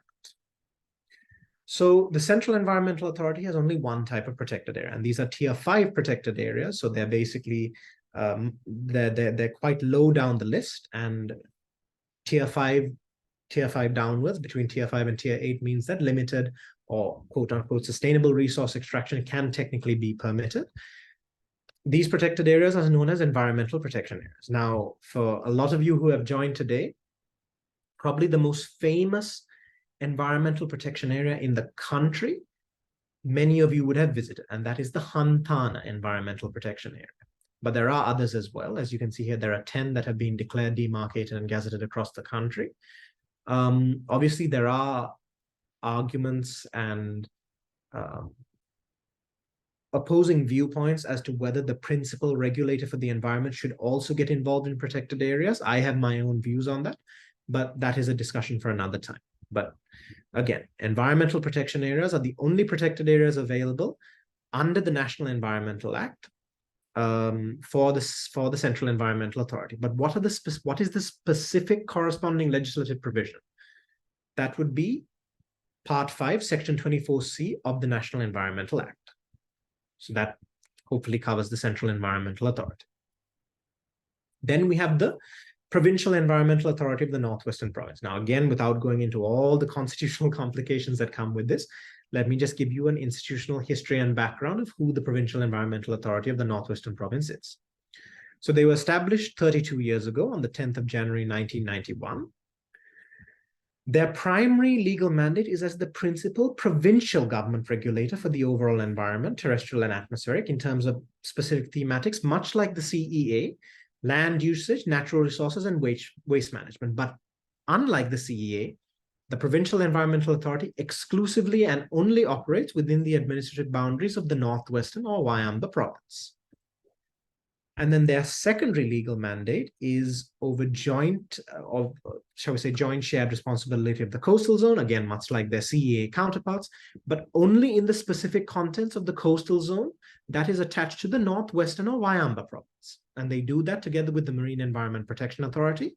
And they also have a secondary legal mandate for provincial protected area management, but this has not actually been implemented practically, well, both theoretically and practically, as of 2023. And they are presently under the provincial political authority of the very long-winded Provincial Ministry of the Chief Minister and Environment, which is basically one of the 5 provincial ministries belonging to the provincial government of the Northwestern or Wayamba province. So much like the Central Environmental Authority, the Provincial Environmental Authority does have provisions for provincial environmental protection areas. Now, this is a very tricky one because many would argue in a country like Sri Lanka, do we need provincial protected areas in Sri Lanka? It's a concept that works in much, much larger countries. Certain African countries, for example, such as, I'll give you an example, Kenya, right? So in Kenya, the national government entity in charge of protected areas, or at least one of them, is the Kenya Wildlife Service. So that would be the equivalent of our Department of Wildlife Conservation. So Amboseli National Park would fall under the direct purview of the Kenya Wildlife Service. But separately, another very famous protected area, namely the Masai Mara National Reserve, that falls under the state government of the specific state in which the Masai Mara National Reserve is located within. So that could be considered as either a state-owned or a provincial level protected area. But Kenya is a huge country. So a lot of people might actually argue, do we even need provincial environmental protection areas in a country that's as small as Sri Lanka? And wouldn't that just get confusing from an administrative and bureaucratic standpoint?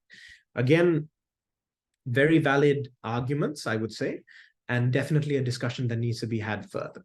I have my own viewpoints on this as well, but for the moment, I'll just talk about what they are and their corresponding legislative, or well, not legislative, but statutory provisions. So as of right now, not a single provincial environmental protection area has been declared demarcated or gazetted in Sri Lanka. And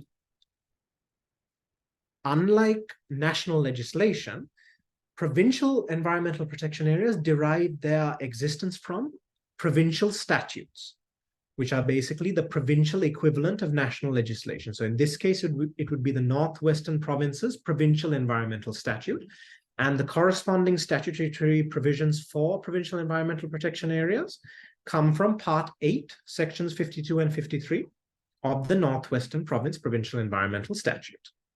So hopefully that covers very basically, I mean, in a very basic sense, provincial environmental protected areas in Sri Lanka. And then we come to municipal councils, urban councils, and divisional councils, or local government authorities. Now, remember I said that at the very start of this, one single local government authority has got involved in protected areas. So who are they and why have they got involved? So as I mentioned earlier, this was the Nuwara Municipal Council, the only local government authority to involve itself in protected areas in Sri Lanka. And they came up with a concept known as an agricultural and environmental tourism zone, which is basically a very local level protected area. Again, there are arguments as to whether these are even needed or not.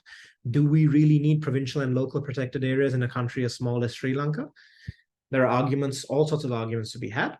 But the basic idea is that the agricultural and environmental tourism zone is a procedural declaration. So it has no sort of statutory or bylaws support. It's just a procedural declaration that allows ecosystems and habitats that have not been protected under national legislation to be given very limited protection and at the same time be open for the purposes of eco or nature-based tourism. And that's why only one has ever been trialed out by one very specific local government authority in Sri Lanka. So luckily that doesn't make things too confusing. But of course, if there are any further questions regarding this Nuwara agricultural and environmental tourism zone, I'd be happy to answer them if there are any questions later on or at the end of this lecture session. And then finally, we get to the Ministry of Environment. Now, one thing I want to highlight here is that the Ministry of Environment is not a national government entity. It's a political body. It's a ministerial entity. But until such time as appropriate national government entities have been established, 2 proposed protected areas have been vested in an interim capacity with the Ministry of Environment. So the first one is environmentally sensitive areas. Now, I talked about these at the very start. So environmentally sensitive areas were originally conceived to exist as a sort of a semi-protected wilderness area or semi-protected unit outside of the existing protected area network. But inevitably, this did not end up being the case. And if you go, any of you who travel to the secondary entrance of Wilpattu National Park at Eluwankulam, on the road to Eluwankulam, on your right-hand side, you will notice DFC boundary markers for basically stage 2 of the Galwilla Ecological Park. So you'll notice boundary markers belonging to the Department of Forest Conservation. However, recently, right next to those boundary markers, I noticed that there were new boundary markers that had been put, administrative boundary markers, which said ESA, which basically means environmentally sensitive areas. So even though environmentally sensitive areas were conceptualized in a slightly different sense, they are slowly turning out to be just another type of different protected area in Sri Lanka. But importantly, they have no legislative standing right now. They only exist through the policy provisions of the National Policy on Environmentally Sensitive Areas, which is in itself is still in draft status. So how useful and how practical they will be in the future is anybody's guess at this point. And I think a lot more discussion needs to be had to actually define the parameters of an environmentally sensitive area in order to prevent unnecessary administrative and bureaucratic confusion. And as of right now, 5 such environmentally sensitive areas have been identified by means of the policy provisions of the National Policy on Environmentally Sensitive Areas.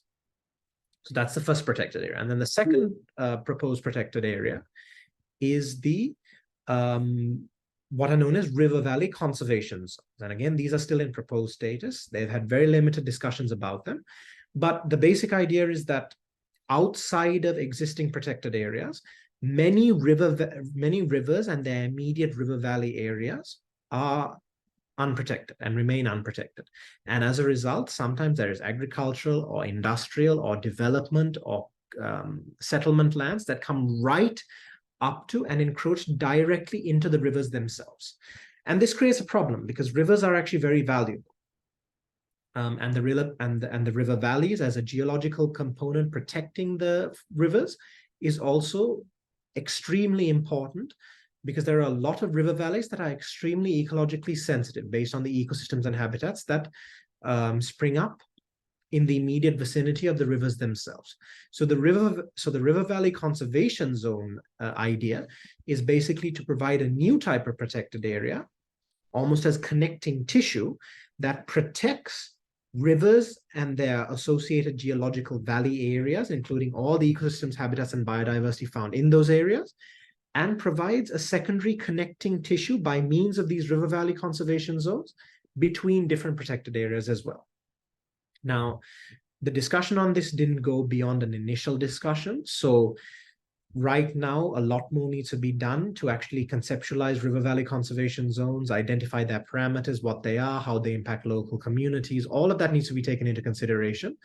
And I think those discussions do need to be had going forward into the future. And that's again why, since they have only just been conceptualized, they've been placed under the Ministry of Environment because they're still very much in the discussion stage. So there's no legislative or policy provisions for river valley conservation zones. And for environmentally sensitive areas, the corresponding policy provisions are Section 3, Paragraph 3.3 of the draft National Policy on Environmentally Sensitive Areas in Sri Lanka.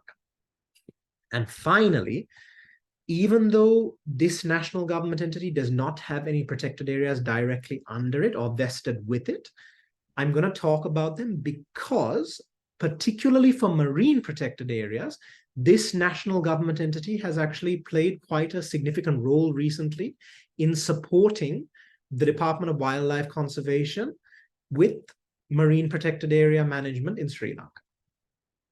And the best example of this would actually be the ecosystems and habitats that were subsequently declared and placed within the administrative boundaries of the Kayankani Marine Wildlife Sanctuary. And the Marine Environment Protection Authority, this national government entity, played a significant role in that entire process of pushing to have those ecosystems and habitats gazetted within the Kayankani Marine Wildlife Sanctuary. So that is why I'm going to talk about the Marine Environment Protection Authority, or as you might know, the MIPA. So they were originally established on the 16th of September, 1981. That's about 42 years ago, as the Marine Pollution Prevention Authority back then. And their institutional title was subsequently changed to the Marine Environment Protection Authority on the 23rd of October, 2008. So that's 15 years ago. Their primary legal mandate is as the principal government regulator for the overall marine environment in terms of specific thematics such as the regulation of heavy fuel oils for the ports and shipping sector, the sustainable utilization of marine resources, and marine pollution prevention. And their secondary legal mandate is basically joint or shared regulatory responsibility as the regulator for the coastal zone, together with either the Central Environmental Authority, or in the case of the Northwestern or Wayamba province, the Provincial Environmental Authority of the Northwestern province. And presently speaking, they are under the direct legal, or shall we say political authority of, again, the Office of the State Minister of Urban Development for Coastal and Marine, and indirectly they are under the Cabinet Ministry of Urban Development and Housing. So, sorry, just to go back very quickly. As you can see here, they have no direct legal provisions for being involved in marine protected areas, but from a procedural standpoint and from their primary legal mandate for the sustainable utilization of marine resources, they involve themselves quite often in marine protected area management and marine biodiversity conservation, supporting the efforts of the Department of Wildlife Conservation in the process. So this should give you a complete overview of the legal and policy instruments available for protected area management in Sri Lanka. And if I do end up doing my biodiversity conservation lecture session at some point in the future, you'll notice that some of these are a little different in the biodiversity conservation presentation, but these are the ones that specifically apply to protected areas in the national context in Sri Lanka. So on the legislation side, in terms of parliamentary legislation or legal instruments, you have the Flora and Fauna Protection Ordinance, the Forest Conservation Ordinance, the National Heritage Wilderness Areas Act, the National Environmental Act, the Coast Conservation and Coastal Resources Management Act, the Fisheries and Aquatic Resources Act, the Antiquities Ordinance, and the Archaeological Sites of National Importance Act. And then in terms of policy instruments, specific national policy documents that directly reference protected areas include the National Wildlife Policy, the National Forest Policy, the National Environmental Policy, the National Policy on the Conservation and Management of Wild Elephants, the National Policy on Conservation and Sustainable Utilization of Mangrove Ecosystems in Sri Lanka, the National Policy on Environmentally Sensitive Areas in Sri Lanka, the National Wetland Policy and Strategies, and even the National Policy draft, or the draft National Policy on the Management of the Human-Wildlife Conflict. So this should give you a good overview of the legal and policy instruments that are available for protected areas in Sri Lanka today. And then, very briefly, I'm going to talk about the international protected area designations.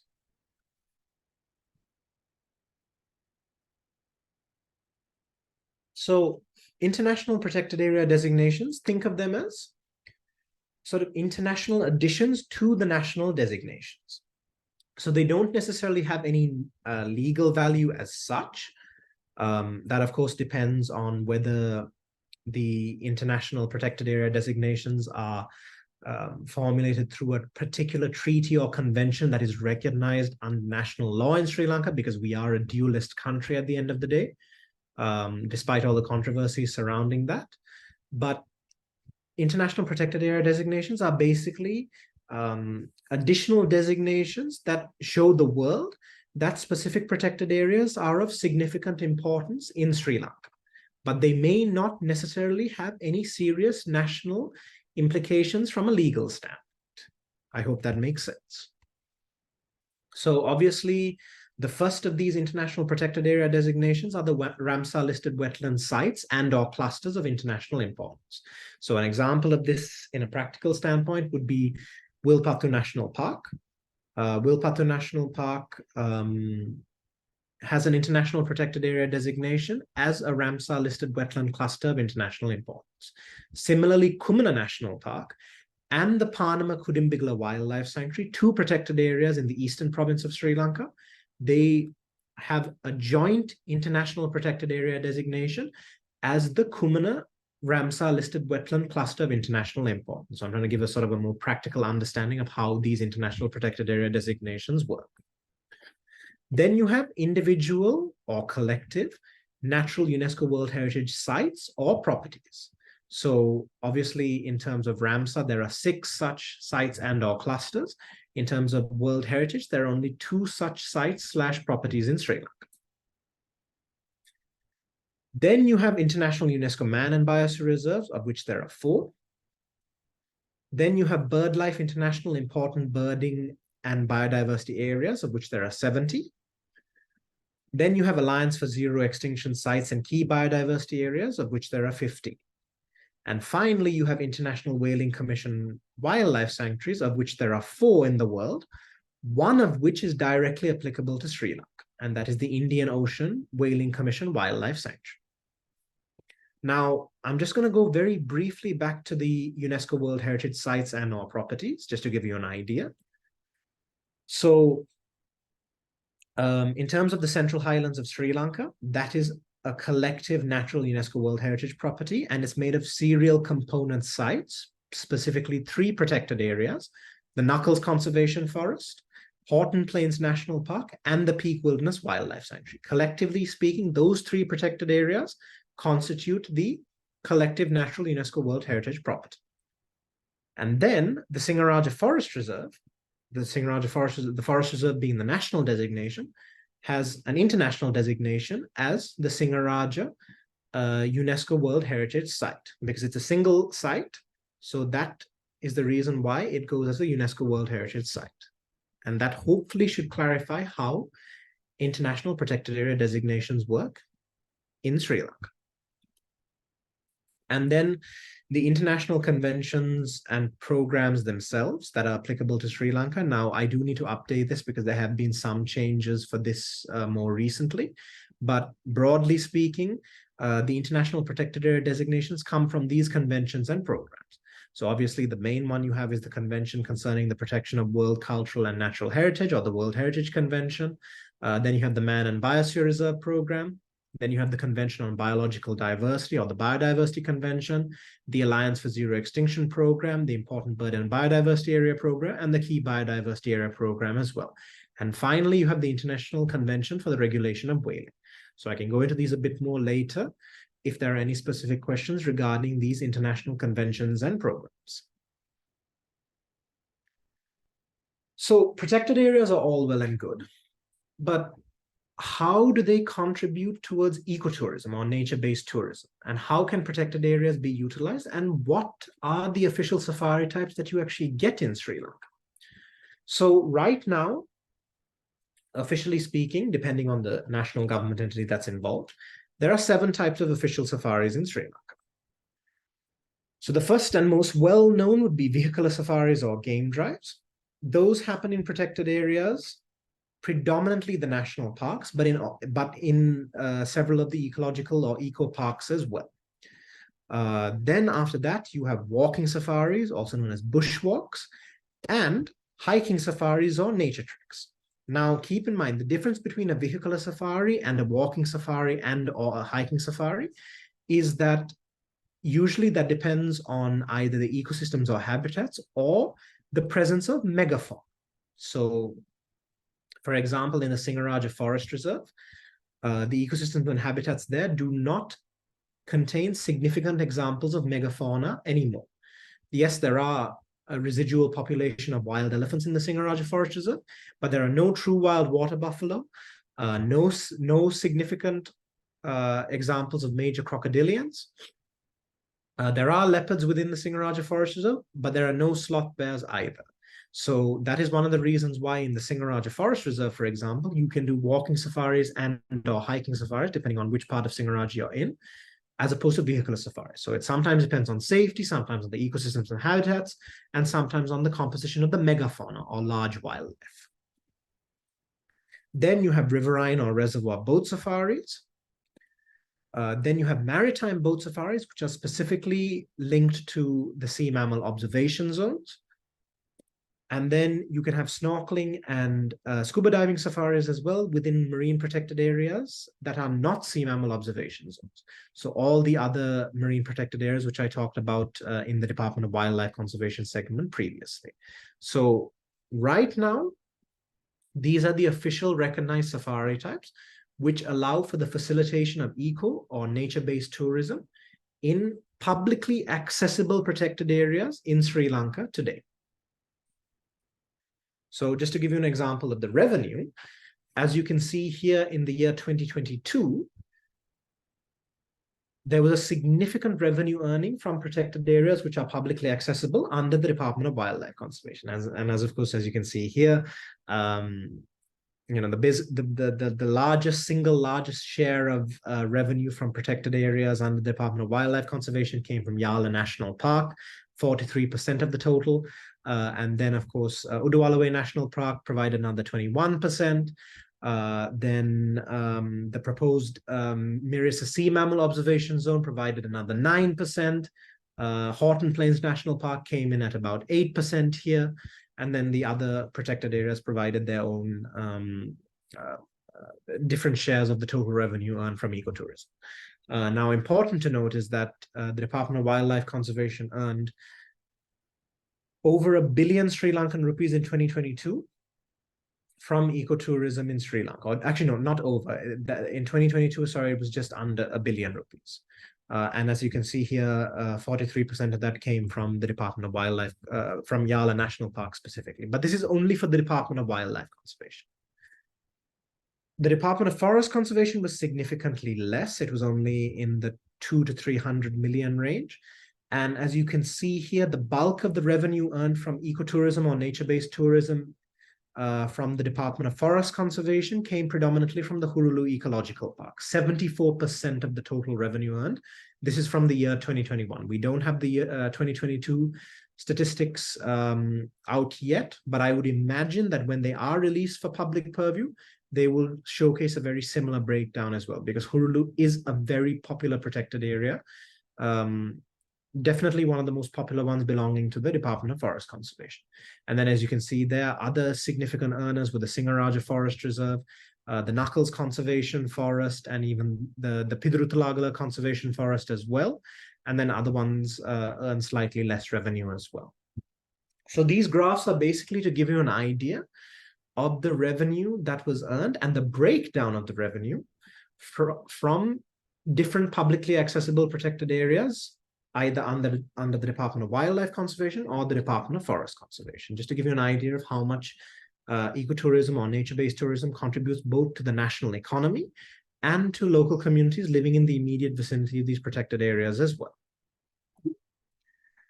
And then we have fortress conservation. So this links directly to what I talked about in terms of strict nature reserves. Again, there are multiple different arguments, and it's a conversation that does need to be had. I'll first go through the definition of fortress conservation. So it's an idea that conservation model based on the belief that biodiversity conservation is best achieved by creating protected areas where ecosystems and habitats can function in isolation from human disturbance. Fortress conservation or protectionist conservation assumes that local people use natural resources in irrational and destructive ways, and as a result, cause biodiversity loss and environmental degradation. Why did I put this definition in there?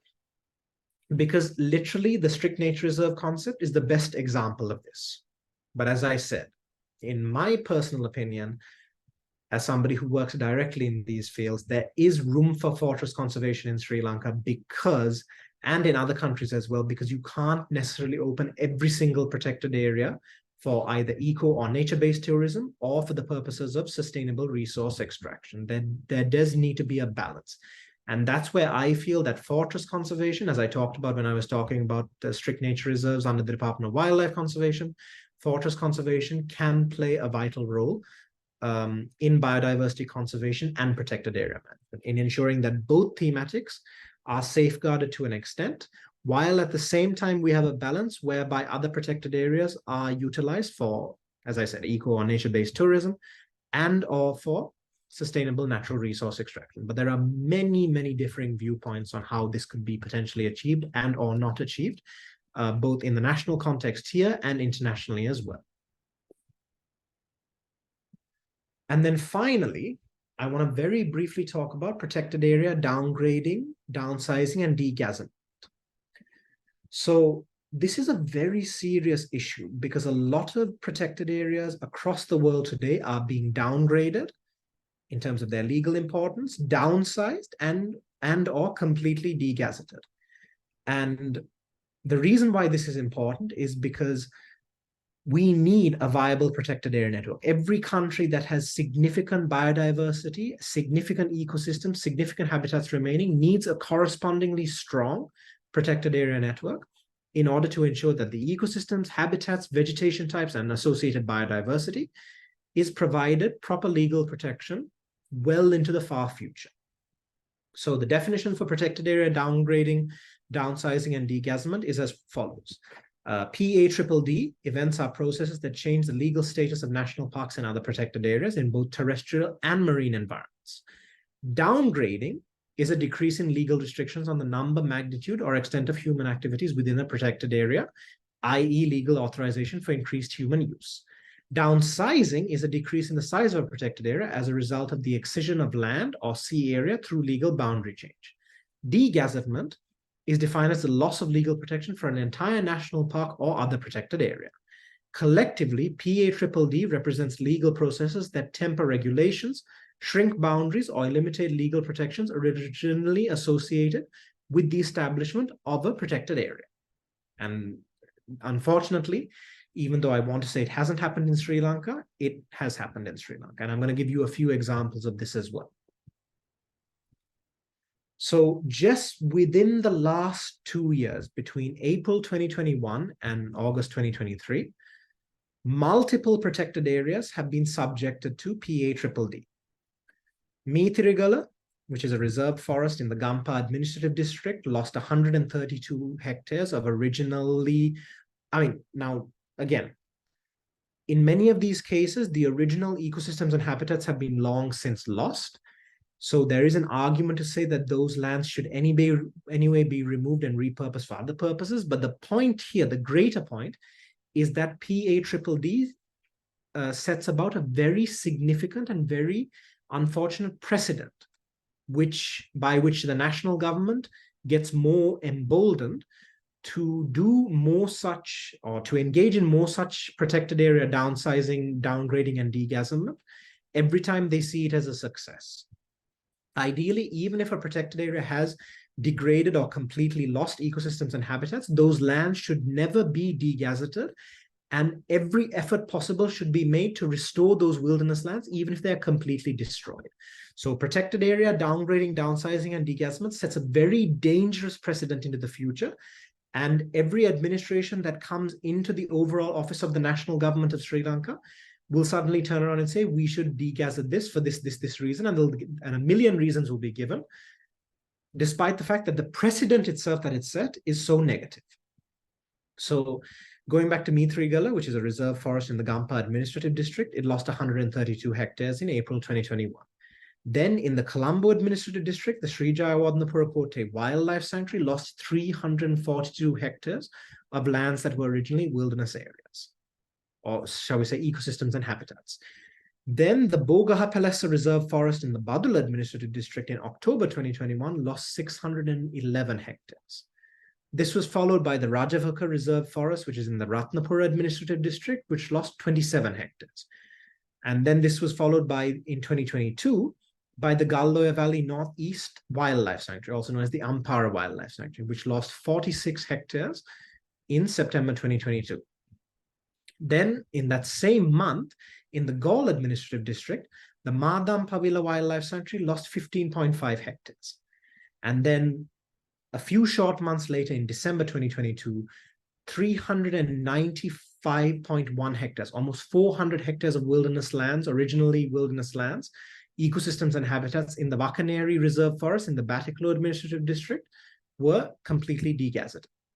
And then most recently, in August of this year, 56.8 hectares of the Madhu Road Reserve Forest in the Mana Administrative District were also completely degazetted. And there are more examples of this over the last 10 years, but I just wanted to give you, just within the last 2 years alone,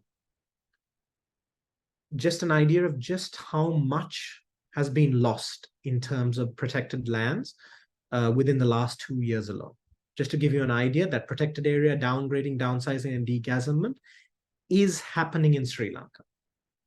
And there's a lot that we need to do to ensure that this does not continue, and that any degraded, destroyed, or completely eliminated ecosystems and habitats within protected areas are restored, rejuvenated, or completely reconstituted, as opposed to simply just saying, let's downgrade, downsize, and degazette. That is not the answer going forward into the future. And a major discussion needs to be had about this going forward well into the future. So that brings me to the end of my little lecture session. Thank you, everyone, for your attention and your patience. I hope today was informative and gave you something to think about, and helped and was educational to an extent as well. And it's important because, as I said at the very start, protected areas and biodiversity conservation are directly linked, and they're the most, in my opinion, the two most intermittently linked, or should I say the two most closely linked sub-thematics under the overall thematic of environment. And in order to understand biodiversity conservation, we need to understand protected areas. And in order for us to understand protected areas, we need to understand biodiversity conservation. So thank you very much once again, and I will hand back over now to the team.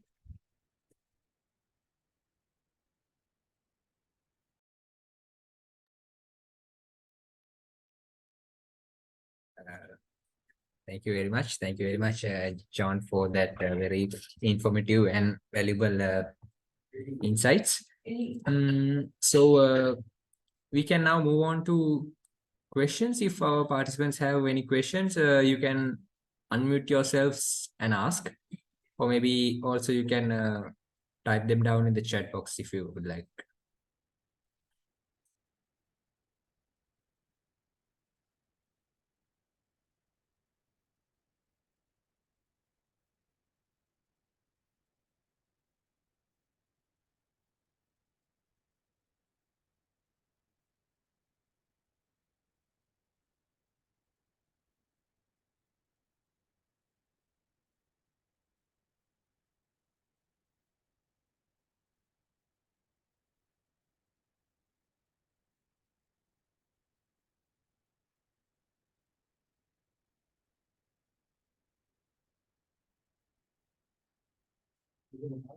John, actually, one question. I was thinking, like, now you gave us like really extensive and comprehensive insights into all the legislative background of the protected areas in Sri Lanka, but like we still see like a lot of illegal stuff, unfortunate things happening within these areas still to date. So, in your opinion, why those things keep happening, and I mean, what are the challenges when it comes to managing these protected areas? So thank you for that. I'm actually very glad that you asked that question, because the thing is, honestly speaking, the challenges today are very much on the ground practical related issues and financial and resource-based issues as well. Unfortunately, the national government entities or the institutions that are vested with the authority, mandate, and purview of both biodiversity conservation and protected areas in Sri Lanka receive very little funding, relatively speaking, compared to other national government entities in the country. So, for example, I remember for this year, 2023, I believe the Sri Lanka Police as a national government entity received something along the lines of 300 million Sri Lankan rupees. But in contrast, the Department of Wildlife Conservation and the Department of Forest Conservation received between the two of them only 4 billion Sri Lankan rupees for the entire year. So, as you can see, unfortunately, Lasal, despite being critically important, generally speaking, biodiversity conservation and protected area management are thematics that the national government does not give as much standing to as other elements of or other thematics within society and within the national government framework. So as a result, wildlife officers attached to the Department of Wildlife Conservation and forest officers attached to the Department of Forest Conservation, as well as all other government officials from all the other institutions I mentioned, they have a seriously hard time trying to practically implement protected area management strategies and engage in the best possible scientific practices for biodiversity conservation because they have so few resources. Financially, they are constrained. They have very limited in terms of vehicles. They have fuel quotas that they have to follow, which means that they can't always engage in particular elements of protected area management, such as anti-poaching, for example, which is a huge threat to biodiversity conservation within protected areas. And all of that combined means that protected area management is very fragmented and done in a very haphazard manner. Obviously, there is good work. We can't say that the work that is being done is not good. All these national government entities are doing the work to the best of their ability. But I think in terms of what we can do as civil society, lobbying, pushing the national government to give more credibility and credence to these national government entities and to provide them with more resources is one way where we can ensure that we at least try and mitigate. I don't think we'll ever remove these problems completely, given the landscape that we live in today and given all these anthropogenic pressures, but we can definitely mitigate the issues that are facing. Does that answer the question to an extent? Yeah, I think that is, it's clear. Thank you. And one more thing, like it's not like, we have Eshal raising hand. I think he has a question. Yeah, Eshal, you can go on. You can unmute yourself and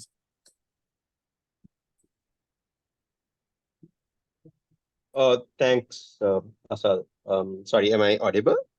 Yeah, you're clear. Great. Okay. First of all, Mr. Wilson, thank you so much for taking the time to sort of walk us through how exactly the protected area system works in Sri Lanka. I like the point that you brought up earlier to the question asked also regarding the reason why we are currently at this state. It has a lot to do with underfunding. I do see that I am currently involved in a project that's looking at improving sustainable financing in specifically marine protected areas, but it's something that is of great importance to me also. Just to get my question across regarding the presentation today, I'm just wondering in terms of the way the structure has evolved, just because, as you mentioned, there are so many different institutions that have taken on conservation as either their primary mandate or their secondary mandate. There's a lot of overlap in terms of, for example, what exactly constitute a protected area and which governmental authority it comes under. I guess my question is on the lines of, is there a reason it evolved to be so, I guess, convoluted to that extent, or is it just by design for a specific reason? I'm a bit unclear about that. Well, first of all, thank you, Heshal, for listening in today and taking the time out of your day as well. And it's really good to hear that you've also been involved in marine protected areas specifically, and that sustainable financing element, which is key, I think, one of the key ways that we can move forward in terms of ensuring that there is adequate financing for biodiversity conservation and protected areas moving forward. So to answer your question, honestly speaking, I would say that that convolution comes from working in institutional silos. Unfortunately, governance, the way governance works right now, is that it is structured in a way where any national government entity in Sri Lanka, let's say those who are involved in biodiversity conservation and protected areas, tend to work in silos. And because the national government hasn't had the foresight or the strategic thought to either maybe potentially combine certain national government entities with overlapping primary or secondary mandates, and or decided to constitute new government entities or give existing government entities that might not necessarily need to be involved in protected areas a direct hand in protected area management, that institutional fragmentation, that working in silos, and that inability of national government entities to move past that sort of petty territorial sort of administrative and bureaucratic elements that we are, I mean, I'm sure you're very familiar with as well in terms of your work, is actually one of the reasons why we have such a fragmented institutional structure. And the truth of the matter is, in a way, there are certain elements of that are needed. I wouldn't say the entire thing is needed in its current format. There are elements of it that could be kept, and there are elements of it that could be combined, I would say. But obviously, these are much greater discussions, and these are discussions that need to be had at the highest levels if we are to completely restructure the entire institutional, legislative, regulatory, and policy components of biodiversity conservation and protected areas.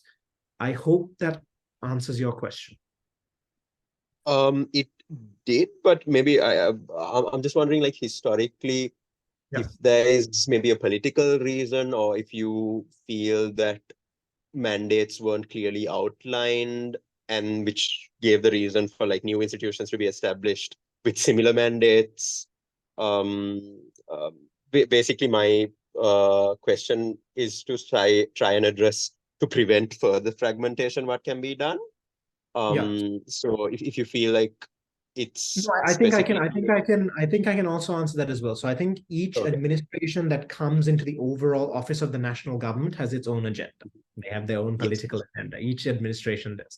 So obviously, when each administration comes in and decides that their way of doing things is right, then inevitably institutions spring up that might not necessarily be needed, or might be needed but could have been done in a different sense. So that is certainly one of the reasons for that convolution.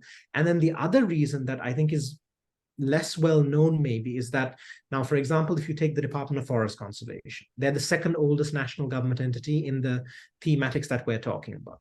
But they were the ones who actually co-founded the Department of Wildlife Conservation in 1949 alongside civil society, because at the time, based on the scientific acumen and the administrative acumen at the time, it was decided that a separate entity was needed specifically to focus on wildlife management within the framework of what existed at the time.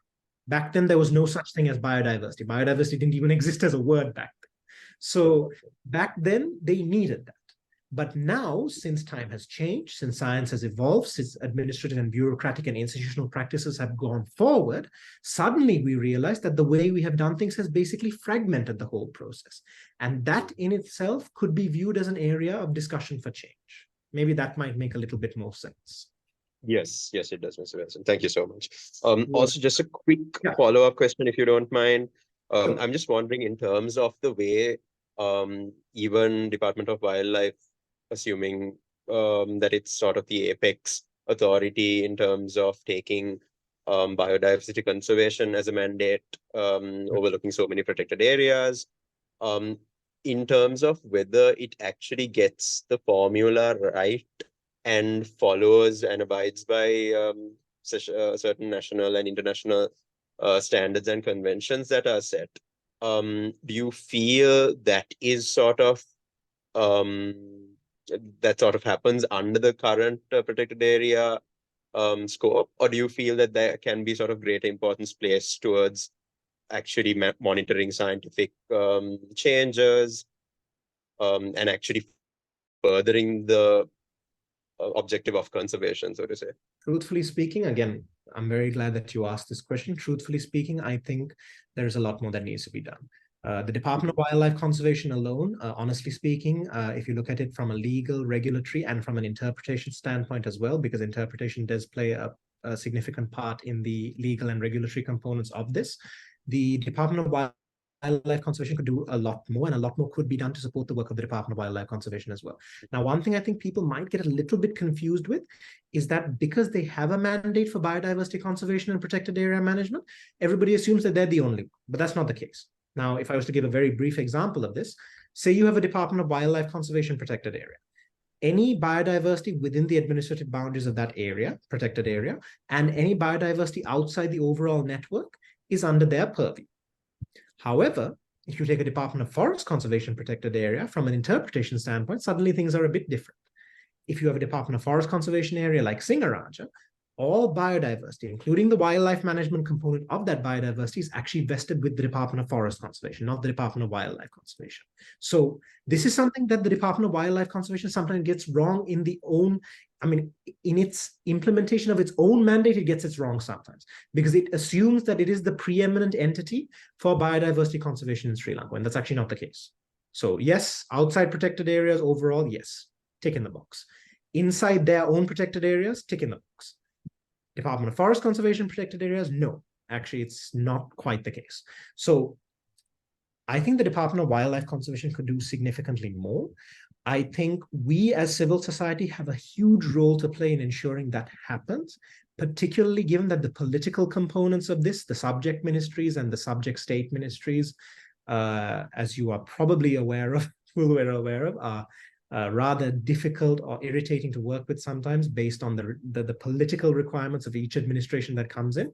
And honestly speaking, to conclude the answer to your question, I think the Department of Wildlife Conservation, just as one example, needs to properly step back and understand the extent and scope of its mandate. Because without understanding internally, there's a huge area of error for the Department of Wildlife Conservation when it tries to do its legally mandated work with civil society and local communities. I hope that makes sense as well. Tristan, thank you so much. Lastly, I'm just interested to know what exactly the picture that you showed in the first slide was in terms of the elephant. Yes. Was it from Yala? Yeah, that's a good guess. Yala has come up before. And I'm glad you brought it up. This, let me just quickly share my screen again. This picture was actually taken inside the administrative boundaries of the Vatahirikanda Nature Reserve. I don't know whether you've heard of this before, but the Vatahirikanda Nature Reserve is actually a protected area that has a secondary dual purpose as a quote-unquote wild elephant corridor. And Vatahirikanda is the only protected area that currently exists that directly connects Yala, the Yala Strict Nature Reserve, the two wildlife sanctuaries, Katagamu and Katurgama, and even Kumana, to Udawalawe and moving into the Sabaragamuwa province. In fact, I would say without the Vatahirikanda Nature Reserve, there would be a significant loss, not just for megafauna, in terms of biodiversity connectivity, but in terms of wild elephant movement, it would be severely hampered, if not completely blocked, if not for the existence of the Vatahirikanda Nature Reserve.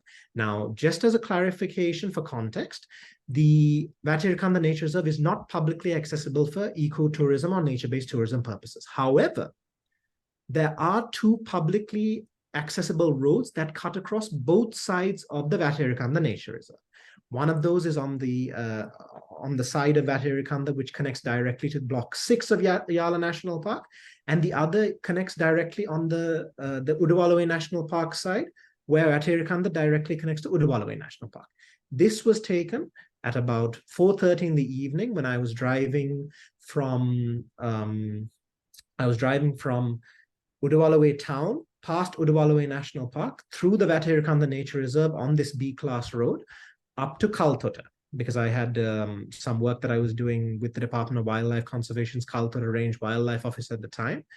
And this particular picture was taken on a beautiful cloud-free evening as I was driving through. So first, the picture on the left, the two females and the two youngsters, you can see just the head of the second youngster hidden behind the female on the right-hand side came out. Then the rest of the herd came out, and following them on the right-hand side was this mighty, incredibly large bull elephant. So basically a male without tusks. He was a big, big boy. It's been a while since I've seen a big boy like that, even in Udawalawe National Park itself, actually. So it was quite a treat. And given the light at the time, the evening light, and the fact that they were out in the sort of the natural grassland ecosystems inside Vatirikam, they provided the perfect opportunity to capture some pictures of these wild elephants. And they were actually traveling. So I was parked facing towards Kaltota, having come from Udawalawe itself. So I was basically facing north, and they were traveling from west to east. So they were traveling, so they had already crossed the road, meaning that they had already left Udawalawe National Park. They had already traveled through that little bit of Vatirikam on the Udawalawe side. They had crossed that B-class road, and they were traveling onto Yala National Park Block 6. So that is the story behind these pictures. So thank you again, Heshal, for your questions, and I hope this story also gave a little bit of clarity and context as well. Yes, Mr. Wilson. Thank you. Thank you so much. Yeah, thank you, Heshal, for your question, and thank you, John, again for the clarifications and all. Are there any other participants having some questions? We can maybe allocate one more question. And by the way, in the chat box, there's a link. So please go to that link and fill the feedback form, and you will receive your certificate of participation.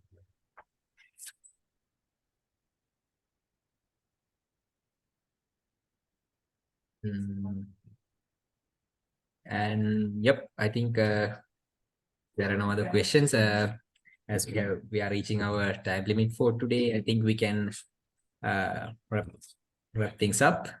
So again, please go and fill the feedback form and receive your e-certificate. So yeah, I think we can wrap things up for the day. Thank you again. Thank you very much, Mr. John, for your valuable insights.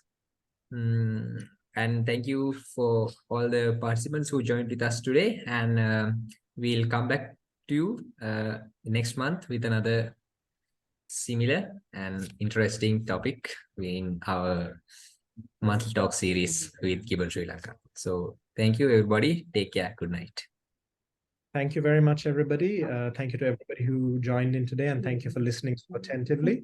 I hope today was somewhat informative and educational, and I look forward to seeing all of you at another point in the future. So thank you very much once again from me.